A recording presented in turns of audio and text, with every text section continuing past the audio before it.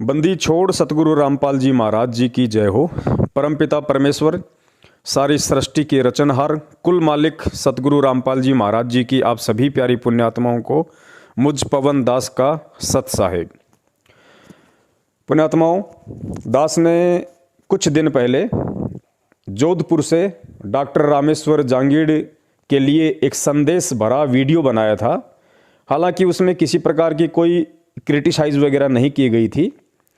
जोधपुर के ही एक केसाराम भगत जी हैं, उन्होंने दास को एक वीडियो भेजा था छोटा सा, जो कि अपने पिताजी की बरसी के ऊपर डॉक्टर रामेश्वर जांगीड़ जी ने जोधपुर में और रंभदूत के वंशज मदन पंथी, हालांकि अब तो उसको मदन पंथ से भी धक्के मार के निकाल दिया गया है मदन पंथ के गुरुओं के द्वारा। मैं बात कर रहा हूँ नितिन रायजादा की। तो डॉक्टर रामेश्वर जांगीड़ जी ने, जो अपने आप को भगत कहते हैं, उन्होंने मदन पंथ से निष्कासित नितिन रायजादा का कुसंग अपने घर में रखवाया था। सत्संग नहीं कह सकते उसको, क्योंकि जिसमें बकवादें होती हैं उसको कुसंग कहा जाता है। तो उन्होंने अपने पिताजी की बरसी पे नितिन रायजादा का कुसंग अपने घर पर जोधपुर में रखवाया था। तो जोधपुर से केसाराम भगत जी हैं, उन्होंने मुझे उस कुसंगी व्यक्ति का एक 15-20 मिनट का वीडियो भेजा और कहा, भगत जी, ये जो जोधपुर से डॉक्टर जी थे, उन्होंने परमपिता परमेश्वर सतगुरु रामपाल जी महाराज जी का यथार्थ 13वां पंथ काल प्रेरित होकर छोड़ दिया है और अब वो नितिन रायजादा के कुसंग सुनने लगे हैं और अपने पिताजी की बरसी पे उन्होंने उसका कुसंग रखवाया है। तो ये मेरे पास छोटा सा वीडियो है, आप जी देखिए इसमें क्या है, अगर कुछ बता सकें तो मेहरबानी होगी। तो दास ने उसके ऊपर एक 52 मिनट का वीडियो बनाया था। वीडियो काफ़ी संगत में वायरल हुआ। जोधपुर के आसपास परमपिता परमेश्वर सतगुरु रामपाल जी महाराज जी की जितनी भी पुण्यात्माएं थीं, उन सभी तक वो वीडियो पहुंचा और वीडियो सुन के उनकी आंखें खुली और उनको भक्ति पे जागरूकता आई, उनके अंदर सतर्कता आई कि भाई वर्तमान में किस प्रकार हम जिनको बड़े बड़े भगत समझने की महाभूल कर बैठे थे, ऐसे ऐसे भक्तों के ऊपर भी काल ने अपना डोरा डाल दिया है। क्योंकि परमेश्वर की एक वाणी है जो कभी मिटाई नहीं जा सकती कि जब तक हंसा हमरी आना, काल लगे ना तेरा बाना।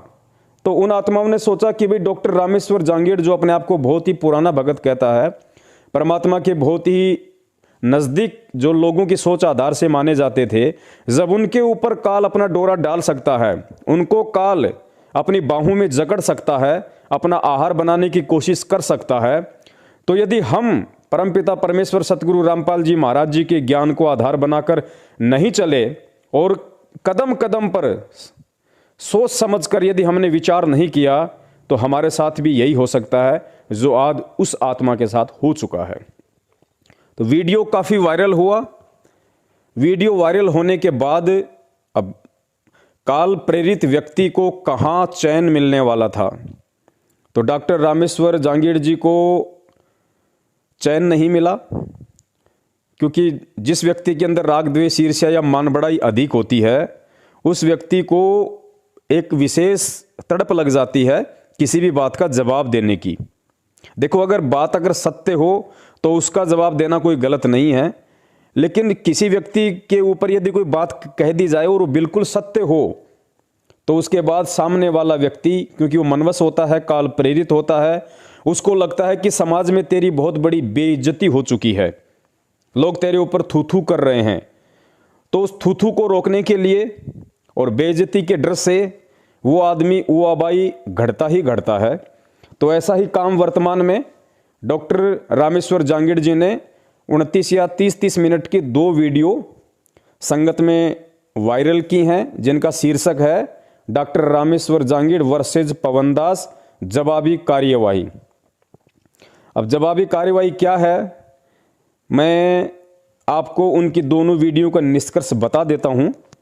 मैंने दोनों वीडियो बड़ी ध्यान से सुनी है, हालांकि मेरा समय ही वेस्ट हुआ है, क्योंकि उससे कुछ मिलने वाला तो था नहीं, हासिल उससे कुछ होने वाला नहीं था, लेकिन जवाब देना इसलिए ज़रूरी था क्योंकि किसी समय वो व्यक्ति परमपिता परमेश्वर सतगुरु रामपाल जी महाराज जी का शिष्य था और आज वर्तमान में यदि वो इस तरह की उआबाई बकता है तो काफ़ी आत्माओं पे उसका असर पड़ता है। उन आत्माओं पे जो आत्माएं या तो इस मार्ग में नई नई जुड़ी हैं और जो आत्माएं अभी तक ज्ञान को आधार नहीं बना पाई हैं, वो आत्माएं थोड़ी बहुत भ्रमित हो जाती हैं। इसलिए उन सभी भाई बहनों का भ्रम निवारण करने के लिए कि काल प्रेरित व्यक्ति काल प्रेरित ही होता है और ऐसे व्यक्तियों की पहचान हमें कैसे करनी है, कैसे हमें ऐसे व्यक्तियों से बच के रहना है, इसलिए दास ने वीडियो बनाना उचित समझा।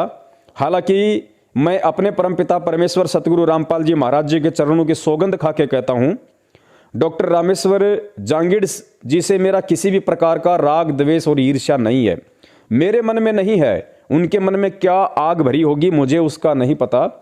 लेकिन आज जब मैं ये वीडियो बना रहा हूँ और वीडियो बनाते बनाते मैं ये शब्द कह रहा हूँ कि डॉक्टर रामेश्वर जांगीड़ के प्रति मेरे मन में 0% भी राग द्वेष और ईर्ष्या की भावना नहीं है। मैं केवल आत्माओं को सतर्क करने के लिए, उन काल प्रेरित लोगों की उआबाई से जो ठगी होने वाली है, उस ठगी से लोगों को बचाने के लिए, भगत समाज को बचाने के लिए, यथार्थ और सच्चाई सभी पुण्यात्माओं के सामने रखने के लिए मैं ये वीडियो बना रहा हूँ। वरना ये वीडियो बनाने का मेरा 1% भी मकसद नहीं था। और राग द्वेष ईर्ष्या इसलिए नहीं हो सकती क्योंकि सारी सृष्टि के रचनहार कुल मालिक कबीर साहेब जी ने वर्तमान में सतगुरु रामपाल जी महाराज जी के स्वरूप में आके हमें जो अनमोल मूल ज्ञान दिया है, वो हमें ये कहता है कि भाई एक शत्रु एक मित्र है, भूल पड़ी रे प्राण, यम की नगरी जाएगा शब्द हमारा मान। परमपिता परमेश्वर सतगुरु रामपाल जी महाराज जी ने इस वाणी को समझाया और कहा कि बेटा मेरे से नाम उपदेश लेने के बाद, अर्थात यथार्थ 13वें कबीर पंथ में आने के बाद या उससे पहले जब भी तुम कभी मेरी शरण में आए हो या जब भी कभी मेरी शरण में आते हो, तो उसके बाद में चाहे कोई आपका सामने दुश्मनी क्यों ना हो, जो आपको ज़बरदस्ती अपना दुश्मन मान चुका हो, आपके साथ में जबरन राग द्वेष ईर्ष्या करता हो, उल्टी बातें करता हो, ऐसे व्यक्ति से भी हमने किसी भी प्रकार का मन मुटाव अपने दिलो दिमाग में नहीं रखना है। हमने उसको अबोध बालक या नादान बच्चा समझ के माफ़ कर देना चाहिए कि आध्यात्मिक ज्ञान से दूर है, अभी इसको इतनी नॉलेज नहीं है, अज्ञानता के चलते ये बालक इस तरह की हरकत कर रहा है। तो दास डॉक्टर रामेश्वर जांगीड़ को आध्यात्मिक दृष्टि से केवल एक बच्चा समझता है, बालक समझता है, एक नादान प्राणी समझता है, क्योंकि भले ही वो उम्र में मेरे से ज़्यादा बड़े हैं, सामाजिक स्टेटस में वो मेरे से ज़्यादा बड़े हों, पढ़ाई लिखाई में मेरे से बड़े हों, लेकिन आध्यात्मिक ज्ञान की दृष्टि से मैं ये कहूँगा कि वो बहुत ही छोटे हैं, जिस प्रकार ऊँट के मुंह में जीरा होता है। यहाँ मैं कोई मान बढ़ाई से ग्रस्त होकर नहीं बोल रहा, लेकिन वर्तमान में उनका जो ज्ञान है, उनका जो विचार है, उनकी जो सोच है, उनकी जो धारणा है, उस आधार से मैं बता रहा हूँ। और मुझे जो गधे की परिभाषा थी वो भी डॉक्टर रामेश्वर जांगीड़ ने ही एक समय बात करते समय बताई थी कि गधा कोई गाली नहीं होता, गधा उस व्यक्ति को कहा जाता है जिसकी धारणा गलत होती है। गै से गलत और धा से धारणा, जिस व्यक्ति की गलत धारणा होती है उसको गधा कहा जाता है। तो रामेश्वर जांगीड़ जी की आज वर्तमान में गलत धारणा हो चुकी हैं, इसलिए आप चाहे उनको गलत धारणा युक्त व्यक्ति कहें चाहे गधा कहें, इसमें कोई संशय नहीं है। और गधा शब्द का डॉक्टर रामेश्वर जांगीड़ जी बुरा भी नहीं मान सकते, क्योंकि उन्होंने ही मुझे बताया था कि गधा कोई गाली नहीं है, अगर कोई गाली समझे तो वो मूर्ख प्राणी है। तो डॉक्टर साहब के लिए अगर गधा शब्द युद्ध किया जाए तो भी बुरा नहीं है, क्योंकि उनकी धारणा बिल्कुल विपरीत हो चुकी है, गलत हो चुकी है। तो मैं पॉइंट पे आता हूं। और उन्होंने जो पार्ट 1 बनाया, पार्ट 1 में केवल उनके 3 पॉइंट हैं, उन्होंने केवल 3 ही पॉइंट मेरी ऑडियो में से निकाले थे, तो मैं 3 ही पॉइंट बताऊंगा, बाकी उआबाई पे नहीं जाऊंगा। और पुण्यात्मा एक कहावत है, कहावत क्या, ये आंखों देखी बात है। जब पहलवान होते हैं वो कुश्ती लड़ते हैं या कोई कबड्डी का मैच हो रहा है, और उसमें से जब कोई पहलवान, कोई कबड्डी खेलने वाला खिलाड़ी जब फाउल हो जाता है, तो फाउल होने के बाद उसको बाहर बैठा दिया जाता है, वो लाइन से बाहर बैठ जाता है। और जब उसी पाले के पक्ष का कोई खिलाड़ी दूसरे पक्ष में कबड्डी डालता है, तो वो जो फाउल हो चुका है वो क्या करता है, उसको दिशा निर्देश देता है, क्या, अरे उधर जा, अरे अरे इधर, अरे पीछे, अरे उसके कान पे टच कर, अरे ऐसे कर, अरे वैसे कर।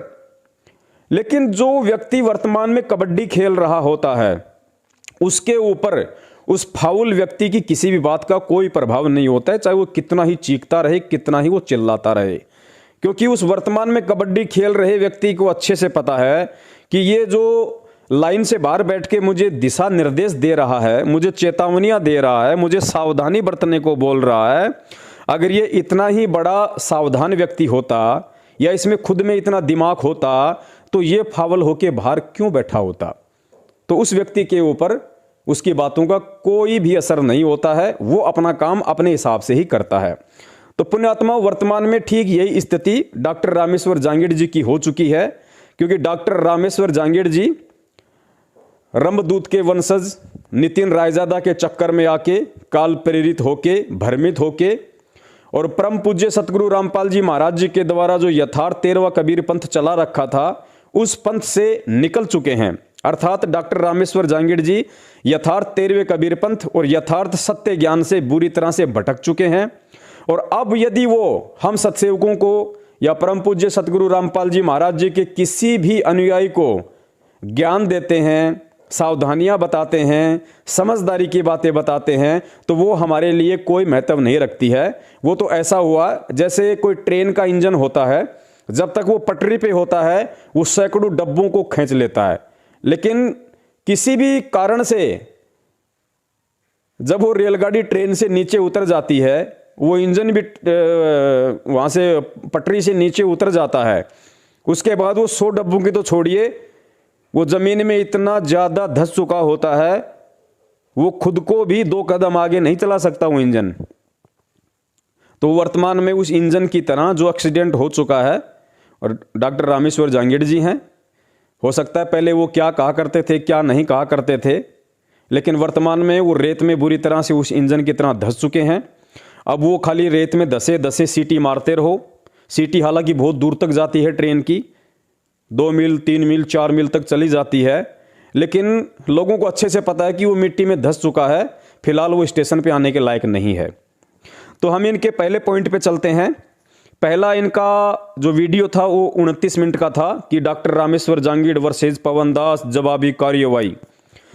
तो 29 मिनट की वीडियो में इनका पहला पॉइंट था कि ये किसी से बात कर रहे हैं, वो सामने वाला कौन है मैं वो भी नहीं जानता, लेकिन उसको डॉक्टर साहब बोलते हैं। ये दोनों ही डॉक्टर साहब हैं, और मुझे तो ऐसा लगता है ये दोनों पहले से प्री प्लानिंग करके ये वीडियो वगैरह बनाते हैं, ऑडियो वगैरह बनाते हैं, ताकि बिल्कुल संतुलित तरीके से अपनी बातों को रख सकें। तो सामने वाले से बात करते हुए डॉक्टर रामेश्वर जांगीड़ ने उनसे कहा कि मैंने अपने पिताजी की बरसी पे नितिन साहेब को बुलाया। अच्छा, अब हुआ क्या डॉक्टर साहब, पिताजी के बरसी पे कुछ सत्संग का प्रोग्राम था, और आपको पता है वो एक आयुर्वेदिक चिकित्सा का भी प्रोग्राम था। जी जी। तो उसमें क्या हुआ, एक कोई भगत आए हुए थे, अपने संजय जी भगत हैं जी, उन्होंने वहां से क्या है लाइव टेलीकास्ट कर रहे थे वो। अच्छा। तो अपने ही एक भगत हैं केशाराम जी करके हैं जी, तो वो क्या है कि वो लाइव देख रहे थे जी। तो लाइव देख के उन्होंने इस पवन दास जी को एक 15 मिनट का वीडियो भेजा। अच्छा। वीडियो भेज के उनसे ये आशा की कि भाई साहब आप इस सत्संग के ऊपर कुछ टिप्पणी करो, हाँ, और उसमें कोई कमी है या तो बताओ, ताकि आज कोई नितिन दास जी के साथ में जो जुड़ने वाले कोई भक्त हैं उनको मैं रोकूं और मैं समझाऊं। तो मैं पहले तो ये बता दूं कि ये व्यक्ति बुरी तरह से भटक चुका है यथार्थ 13वें कबीर पंथ से, क्योंकि यथार्थ जो 13वां कबीर पंथ है, जिसके प्रणेता स्वयं परमपिता परमेश्वर कबीर साहेब जी सतगुरु रामपाल जी महाराज जी के स्वरूप में हैं, उनके पंथ में ये माता पिता की बरसी वगैरह नहीं बनाई जाती है, और ना ही ये माता पिता की बरसी जब 650 साल पहले कबीर साहब जी आए तो उन्होंने कभी किसी की मनाई, और ना ही उनसे जितने भी जो परिचित संत महात्मा हुए जिनको परमात्मा ने सतलोक दिखाया, जिनका परमात्मा ने मोक्ष किया, ना कभी उन आत्माओं ने अपने माता पिता के देह त्यागने के बाद उनकी बरसोदी या अन्य किसी प्रकार की कोई परंपरागत रीति रिवाजों में फंसकर ऐसा कोई आडंबर किया। तो ये कह रहे हैं कि मैंने अपने पिताजी की बरसी पे, तो सबसे पहला तो ये कहते हैं कि मुझे कबीर साहिब जी का बहुत आगे का ज्ञान हो गया नितिन साहिब के द्वारा। तो इनको कहाँ का ज्ञान हो गया, इनको कैसा ज्ञान हो गया? इनसे कोई ये पूछे कि तुम कहते हो कि मुझे तो संत रामपाल जी महाराज जी से भी ऊपर का ज्ञान हो गया नितिन साहिब के द्वारा। अरे तो संत रामपाल जी महाराज जी को मान लेते हैं, चलो भाई तुम्हारे से नीचे का ज्ञान है, लेकिन संत रामपाल जी महाराज जी के ज्ञान में कहीं भी ये माता पिता की बरसी मनाने का विधान नहीं है, और ना ही 650 साल पहले कभी कबीर परमात्मा ने अपने माता पिता की बरसी मनाई, ना आदरणीय गरीबदास जी महाराज जी ने कभी अपने माता पिता जी की बरसी मनाई। और आप तो कह रहे हो कि मुझे संत रामपाल जी से भी ऊपर का कबीर साहिब का ज्ञान हो गया। अब बताओ, ऊपर का ज्ञान होने के बाद में अपने पिताजी की बरसी बना रहा है, तो आप सभी पुण्यात्माएं जो वीडियो देख रही हैं वो अच्छे से समझ सकती हैं कि डॉक्टर रामेश्वर जांगीड़ साहब को कहां का ज्ञान हो गया और किस लेवल का ज्ञान हो गया, और किस व्यक्ति के चक्कर में आके इसने अपना जीवन बर्बाद कर लिया। पॉइंट नंबर 2, एक डॉक्टर साहब, एक वीडियो वायरल हो रहा है, एक कोई रणजीत दास नाम का कोई भगत है। हाँ, मैंने सुना। आपने सुना ना, काफी लोगों ने सुना। उसके साथ में कोई 4-5 लाख की ठगी हो गई। अच्छा। अब आगे मैं आपको खुलासा करूंगा, ये अपने आप को जो सत्य सेवक कहते हैं ना जी, डॉक्टर साहब, ये सिद्ध कर देंगे ये सत्य सेवक नहीं, ये ठग सेवक है। अच्छा, अपने इनकी पर्सनल लाइफ से डॉक्टर साहब कोई लेना देना नहीं, बात अपनी ज्ञान की है। जी जी जी। तो उसका जो एक वीडियो है, केसाराम जी को हाथ लगा। अच्छा। केसाराम जी ने उस पवन दास जी महापुरुष से इसका समाधान कराया कि भाई साहब आपके बारे में ये ऐसे कैसे बोल रहा है। अच्छा। तो वो उसका क्या उत्तर देता है, वो ये कहता है कि मैंने तो इससे पैसे लिए ही नहीं, सिर्फ एक 50,000 लिए, वो मैंने वापिस कर दिए। आप चाहो तो फोन करके उनको पूछ सकते हो।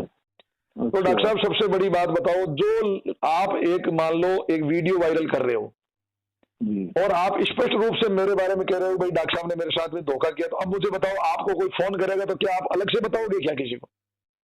नहीं। अब देखो, ये तो इनकी बुद्धि है, और उनका जवाब सुन के वो बंदा भी एकदम शांत हो जाता है और इसको क्लीन चिट दे देता है। अच्छा। क्योंकि उनके पास रणजीत सिंह का नंबर नहीं।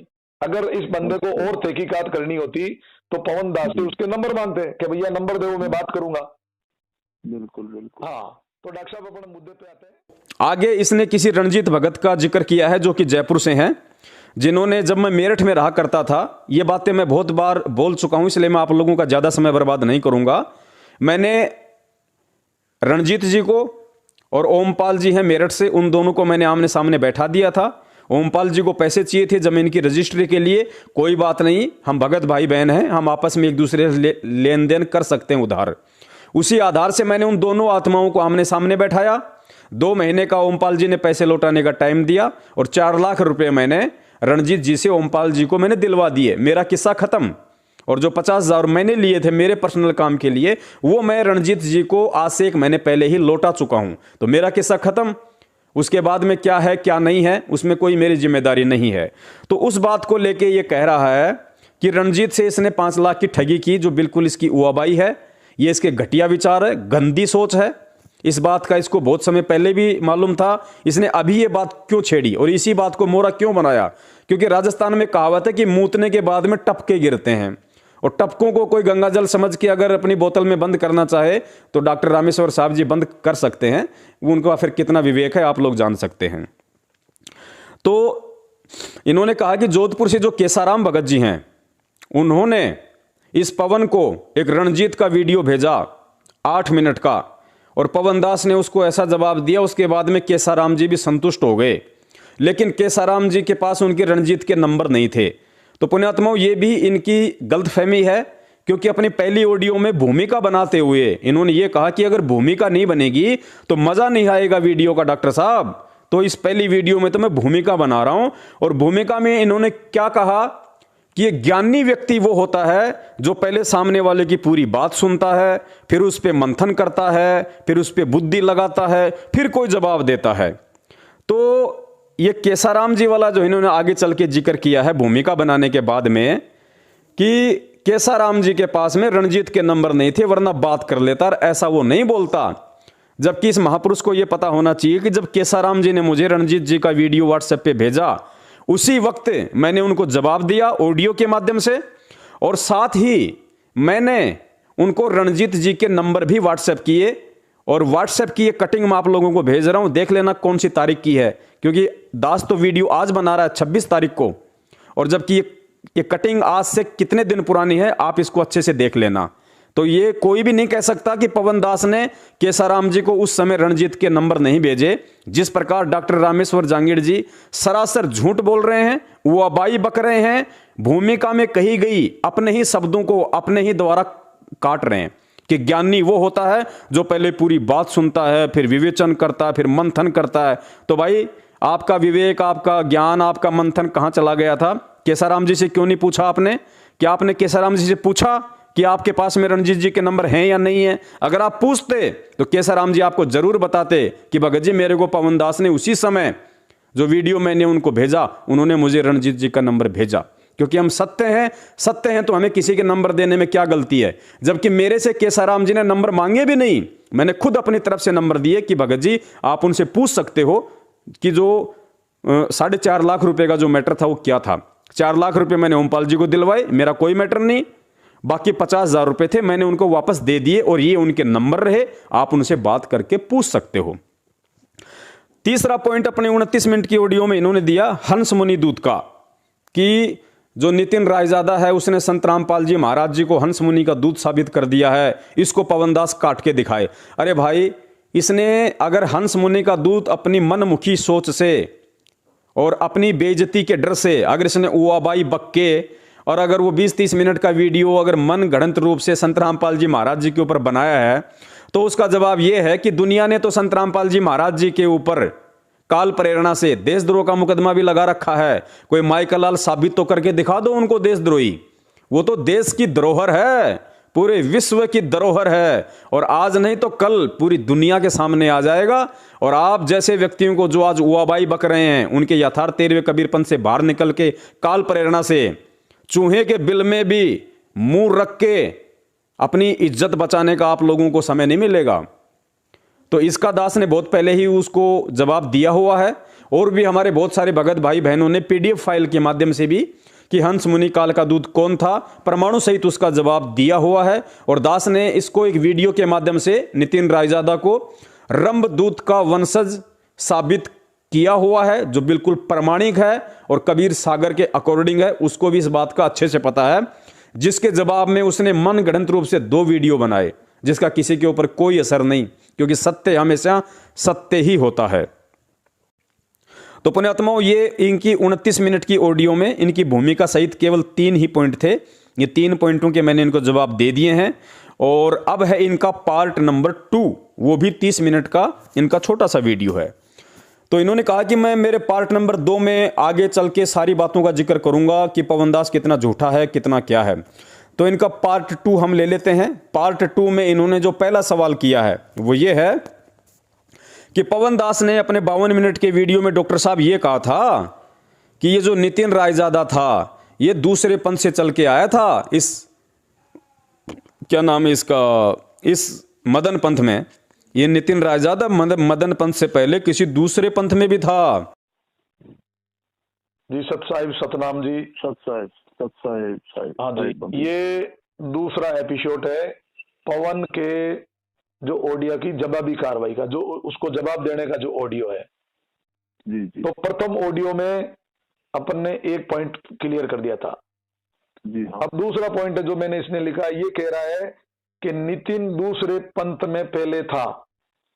जी।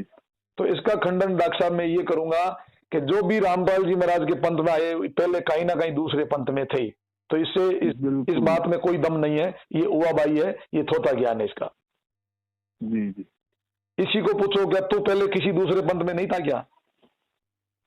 वो कहीं से तो आएगा डॉक्टर साहब, तो स्वाभाविक बात है। फिर ये कौन सी नई बात होगी?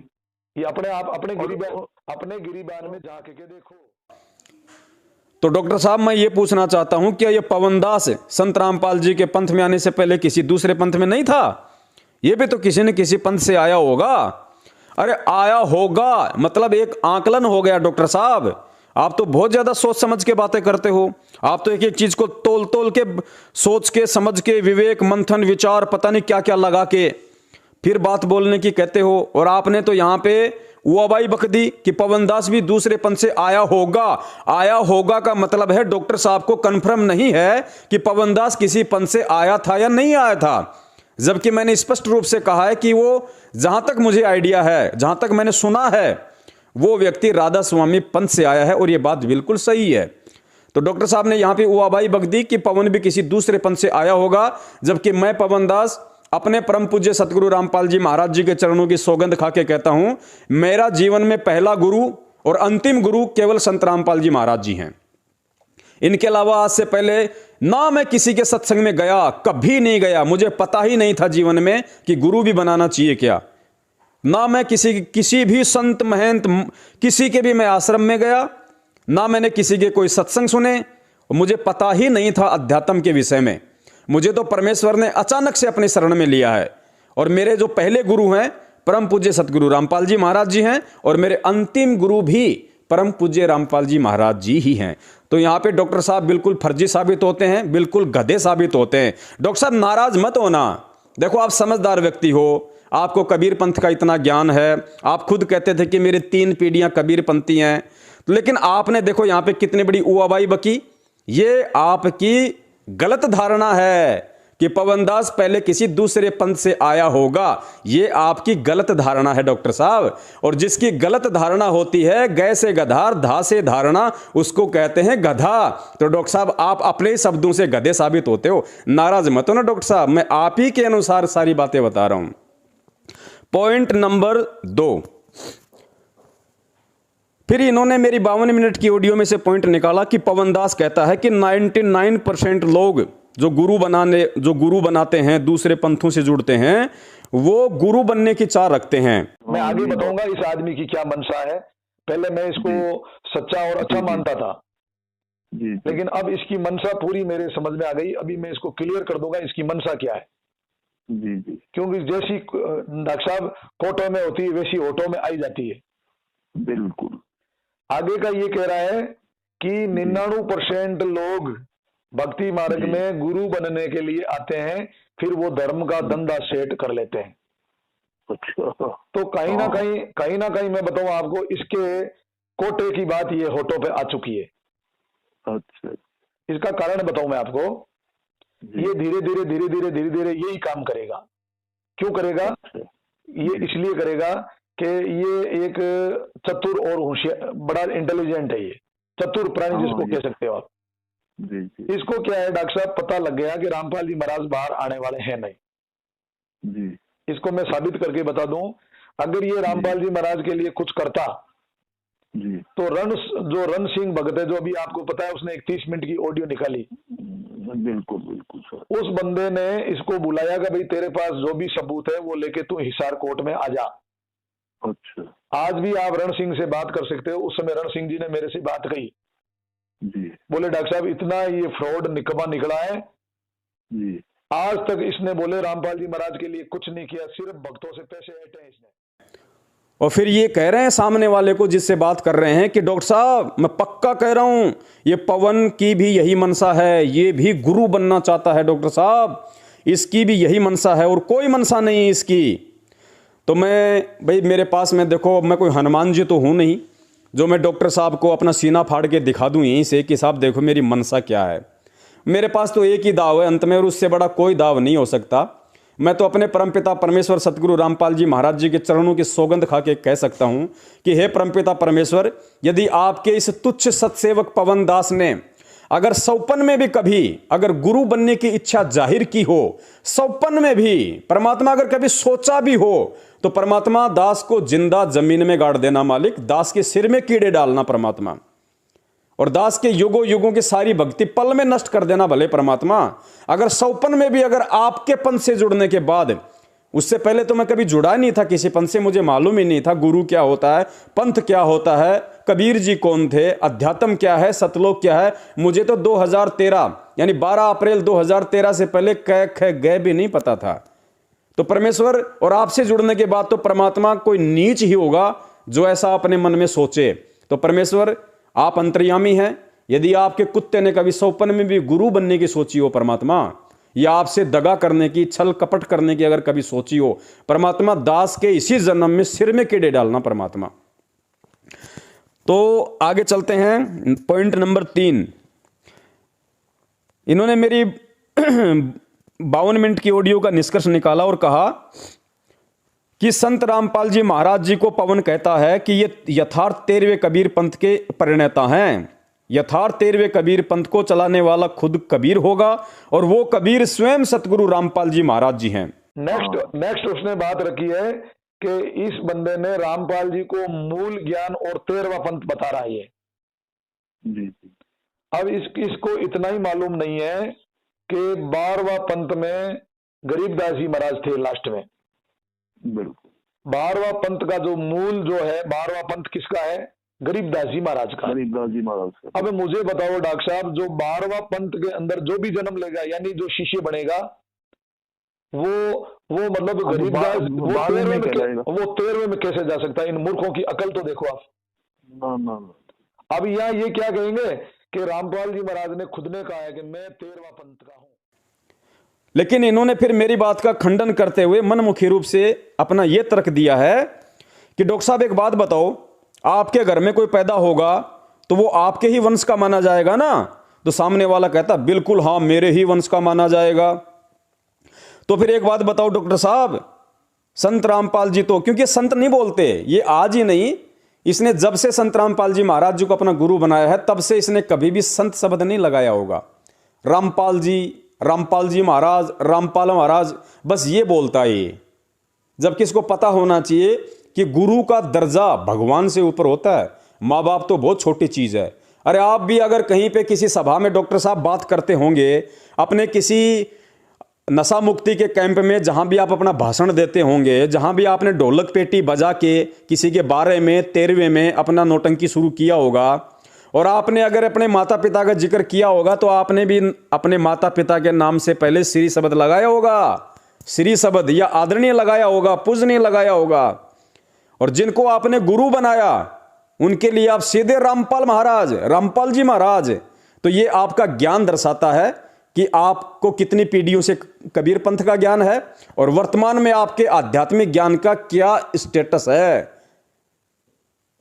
गुरु सबसे बड़ा बाप होता है, गुरु आत्मा का पति होता है, परमपिता परमेश्वर होता है। और मुझे कहते हैं कि पवन को अध्यात्म की परिभाषा का नहीं पता। आपको कितना अध्यात्म की परिभाषा को पता है, वीडियो सुनने वाला अपने आप आंकलन कर लेगा। डॉक्टर साहब अभी तो शुरुआत है, जितनी उआबाई आप बकेंगे परमात्मा हर उआबाई का ठोक के जवाब दिलवाएंगे, क्योंकि हम असली यथार्थ 13वें कबीर पंथ से जुड़े हुए हैं।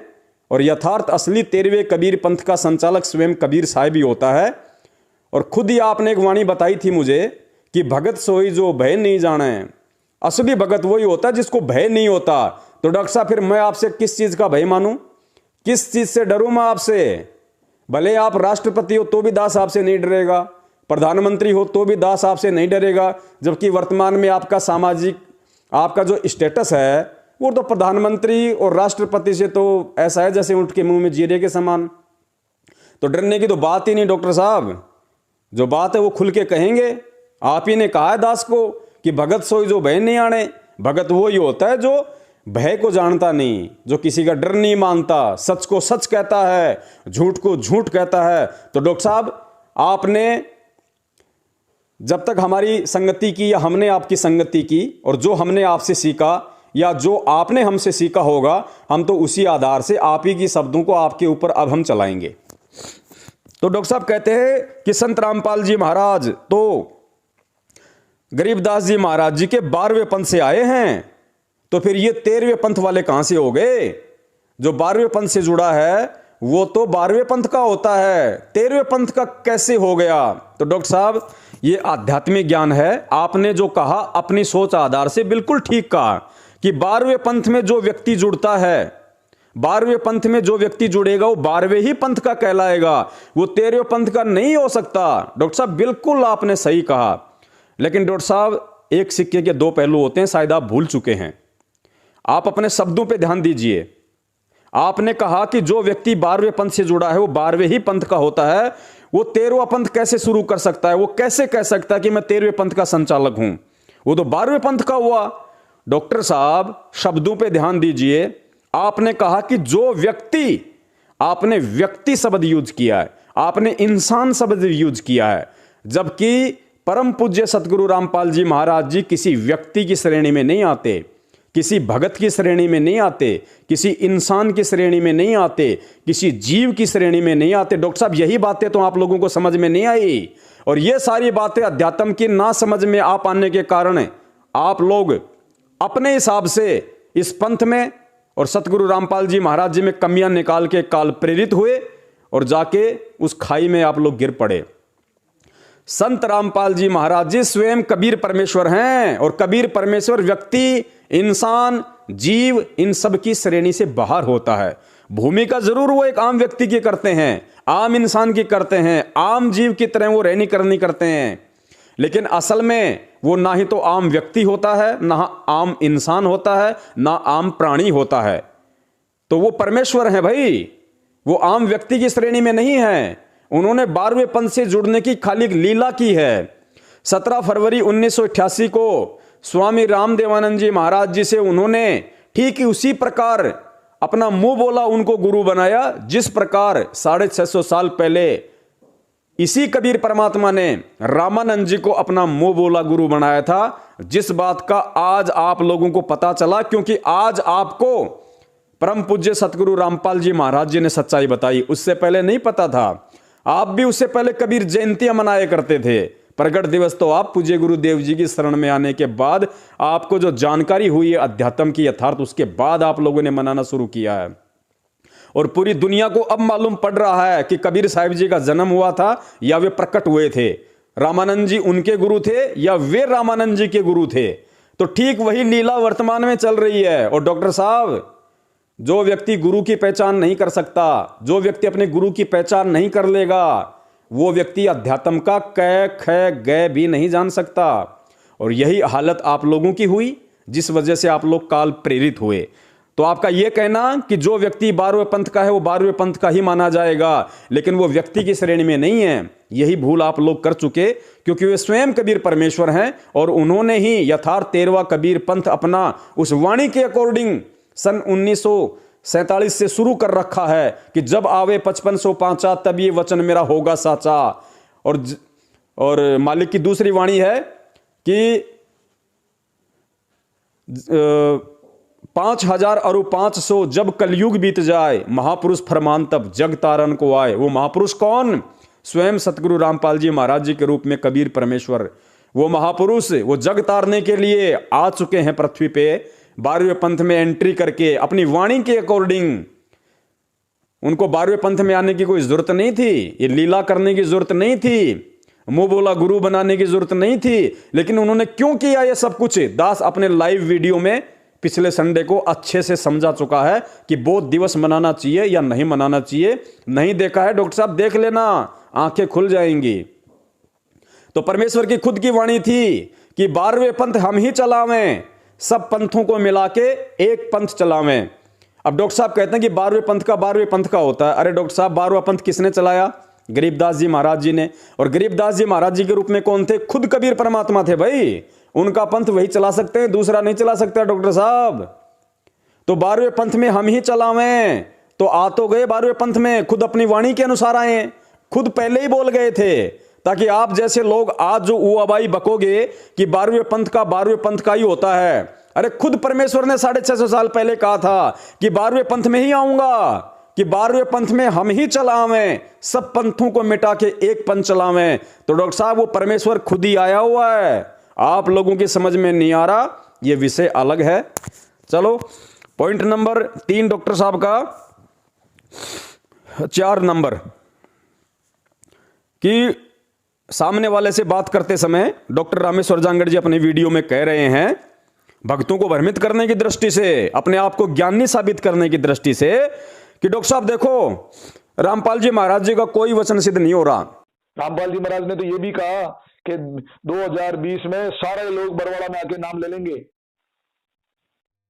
जब आएगा 20 बीसी नहीं रहेगा, मूसा ईसा राज करेगा जगदीशा, इस टाइप का उन्होंने कह के बताया कि पुण्यात्माओं 2020 में पूरा संसार आ जाएगा।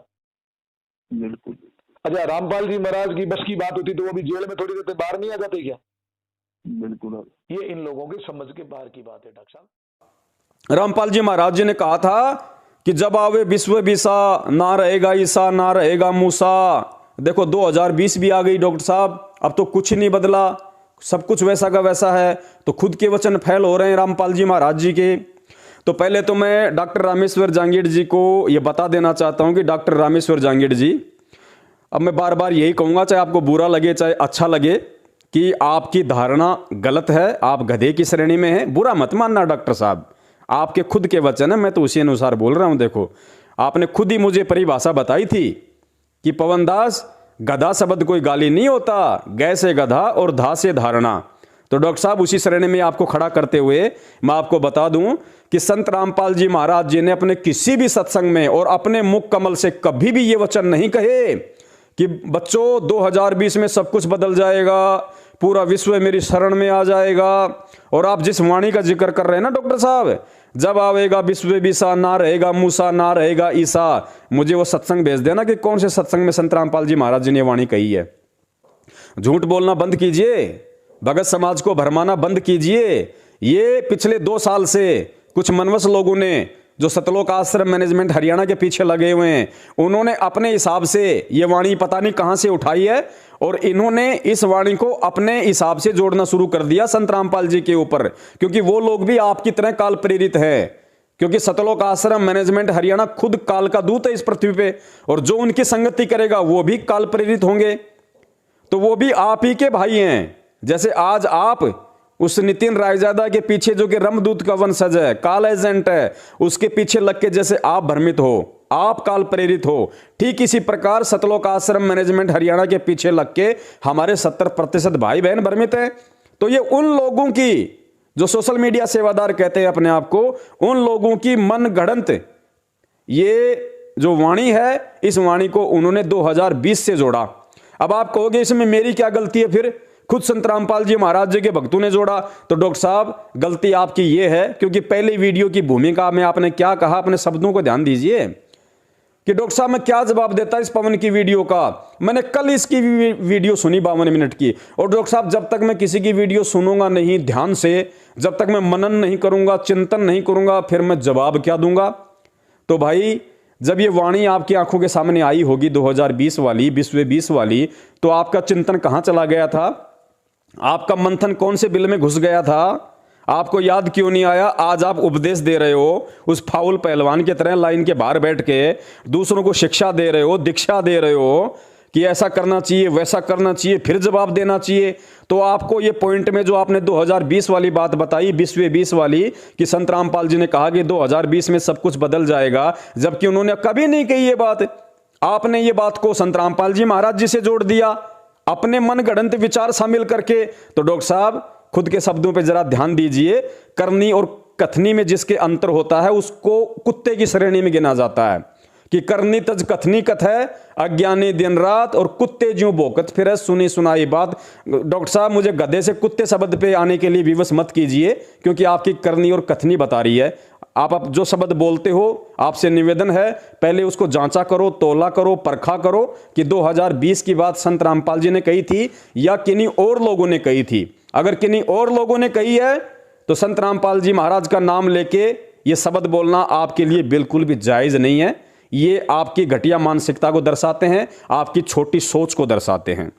चलिए अगले पॉइंट पे चलते हैं। पॉइंट नंबर 5, डॉक्टर साहब ने कहा कि संत रामपाल जी महाराज जी को ना बीजक का है ना मंसूर का ज्ञान है, और जिस दिन वो बीजक और मंसूर का ज्ञान बताना शुरू कर देंगे वो बहुत नीचे चले जाएंगे, लोगों को सच्चाई का पता चल जाएगा, उनका ज्ञान बहुत छोटा लेवल का साबित हो जाएगा। आगे के नेक्स्ट पॉइंट में ये कह रहा है कि रामपाल जी के अलावा किसी का भी ज्ञान बीजक या अन्य ग्रंथों से मेल नहीं खाता। हाँ, तो इसका मैं भूमिका में पहले से जवाब दे चुका हूं जी। क्या जवाब दे चुका हूं कि बीजक का ये भाई नाम तो ले रहा है, इसको पूछ रहा हूं तो बीजक की एबीसीडी नहीं जानता। हाँ, बीजक के ऊपर कभी। हाँ, तो वही तो कह रहा हूँ। देखो ये ओवा भाई बकरा, इसको थोड़ी शर्म आनी चाहिए कि रामपाल जी महाराज ने बीजक के ऊपर एक वर्ड भी नहीं बोला। ठीक है, एक दिखाई, क्या दिखाया कि वो जो एक साध्वी थी, आपको पता है उधर की, आपके रांची की, जी। हाँ, तो वहां की उन्होंने एक दो सेंटेंस दिखा के उन्होंने बीजक बंद कर दिया। क्योंकि बीजक का ज्ञान अगर रामपाल जी महाराज दे देवे तो रामपाल जी महाराज ने बीजक का ज्ञान क्यों नहीं दिया, उसका रीजन बताऊं मैं आपको। रामपाल जी महाराज अपनी सत्संग में अक्सर ये कहा करते थे कि अभी जो हमारे भगत है वो -0 में है। हाँ, उनको प्रिपेयर कर रहे थे, वो उनको प्रिपेयर कर रहे थे। बिल्कुल। और इतने में ये एक्सीडेंट हो गया डॉक्टर साहब 2014 में। हाँ, और ये तो आगे बढ़ते। हाँ, नहीं आगे बढ़ते, मैं ये नहीं कह रहा हूँ आगे नहीं बढ़ते, लेकिन डॉक्टर साहब ये एक्सीडेंट हो गया और हमेशा के लिए रामपाल जी जेल के अंदर चले गए। तो डॉक्टर साहब, ये अध्यात्म है, ये बीजक और मंसूर का जो ज्ञान है, ये परमात्मा ने हमें पिछले जन्मों में दे दिया, क्योंकि हम परमेश्वर के युगों युगों के माल हैं। परमेश्वर कहते हैं, साधु सेती मस्करी चोरा नाल खुशहाल और मल अखाड़ा जीतेंगे युगों युगों के माल। मीराबाई को, धन्ना सेठ को, रविदास जी को और मलुकदास जी को, घीसा संत जी को परमेश्वर ने युगों युगों का माल बताया कि वो युगों युगों के माल थे भाई। परमात्मा के इस भक्ति रूपी अखाड़े के पहलवान थे, युगों युगों से परमात्मा की शरण में रहते आ रहे थे कि लख भर सूरा जूझ ही लख भर सावंत दे और लख भर यति जहान में तब जाके सतगुरु शरणा ले। कि लाख बार सूरवीरों के जिसने जन्म प्राप्त कियों, लाख बार जिसने यति के जन्म प्राप्त कियों, लाख बार जिसने सावंत दे वाले व्यक्ति के जन्म प्राप्त कियों, वो पुण्य आत्मा इतनी सौभाग्यशाली होती है, फिर उसको सतगुरु अपनी शरण में लेता है। तो भाई ये जो बीजक का ज्ञान है, ये मंसूर का ज्ञान है कि संत रामपाल जी महाराज ने कभी मंसूर को हाथ नहीं लगाया, कबीर मंसूर को, कभी उन्होंने कबीर बीजक को हाथ नहीं लगाया, खाली ऊपर ऊपर का ज्ञान दे दिया। अब डॉक्टर साहब ऐसा है, देखो एक बस है, बस के अंदर 52 सवारी पीछे बैठी हैं और सवारियों को जाना है जयपुर से दिल्ली।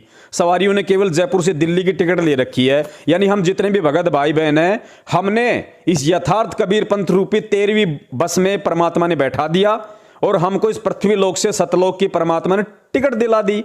और हमारा ड्राइवर कौन है? स्वयं कबीर साहिब सतगुरु रामपाल जी महाराज।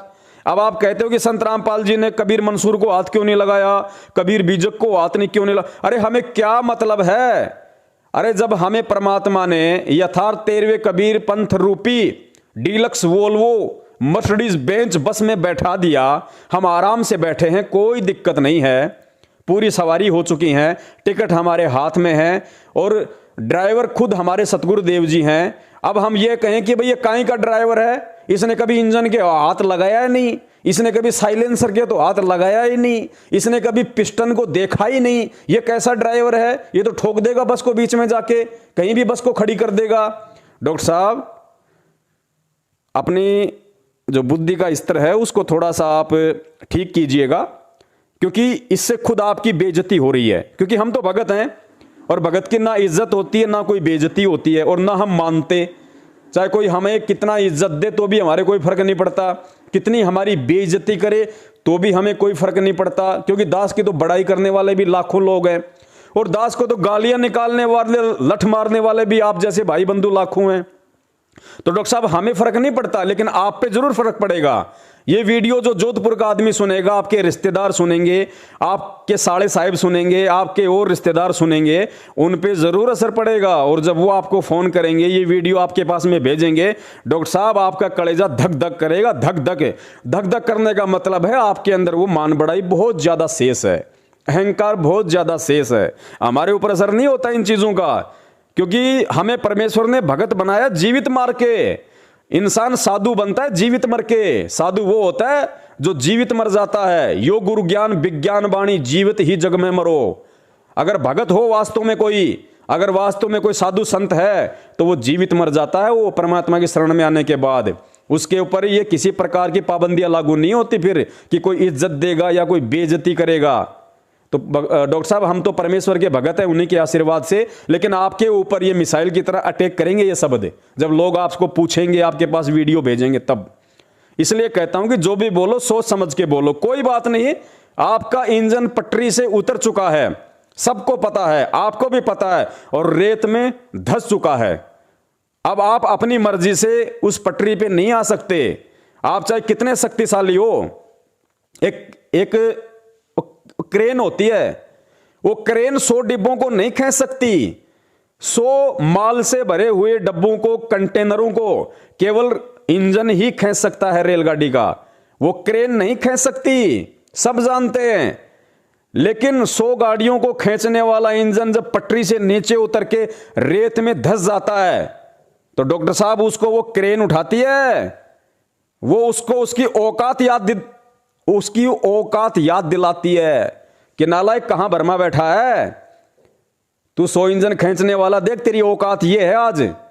तो आप जो डींग मारा करते थे ना डॉक्टर साहब, मैंने 25,000 को नाम दिला दिया, मैंने 20,000 को नाम दिला दिया, मैंने ये कर दिया, मैंने वो बिल लाड़े का केस जीत दिया, मैंने ऐसा कर दिया, मैंने वैसा कर दिया, उन सब बातों के पीछे आपका एक ही मकसद था कि किस प्रकार से मुझे भगत समाज से और मुझे इज्जत मिले, लोग मेरी इज्जत करें, मुझे अच्छा समझें, मुझे मान सम्मान दें।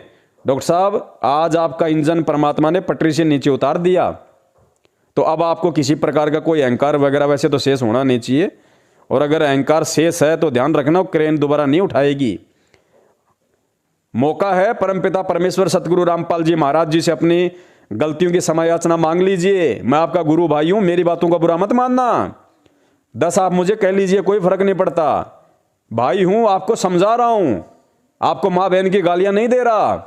गधा भी कहा है तो आप ही ने मुझे गधे की परिभाषा बताई थी, इसलिए मैं आपको गधा कह रहा हूं, क्योंकि आपकी गलत धारणा है।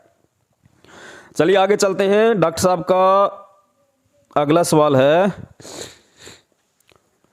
फिर ये कहते हैं कि हाँ कि संत रामपाल जी ने मंसूर को नहीं छेड़ा, संत रामपाल जी महाराज जी ने कबीर बीजक को नहीं पढ़ के दिखाया। अरे भाई, जब हमें परमेश्वर ने, आपको एक एग्जाम्पल तो मैंने बस वाला दे दिया कि हमें सतलोक जाने से मतलब है, हम क्यों पूछें उस डॉक्टर से, और उस डॉक्टर को क्या मतलब है जो हमारे सिलेबस में नहीं है। जब हमें टिकट देके बस में बैठा दिया हमारे गंतव्य स्थान तक पहुंचाने के लिए, और या तो वो सवारी पूछे कि साहब इसका पिस्टन कैसा होता है, साहब दिखा दो ना एक बार, साहब कैसे चलती है इसकी रोड अंदर से, साहब एक बार इंजन खोल के दिखा दो ना, तो वो शिष्य भी मूर्ख।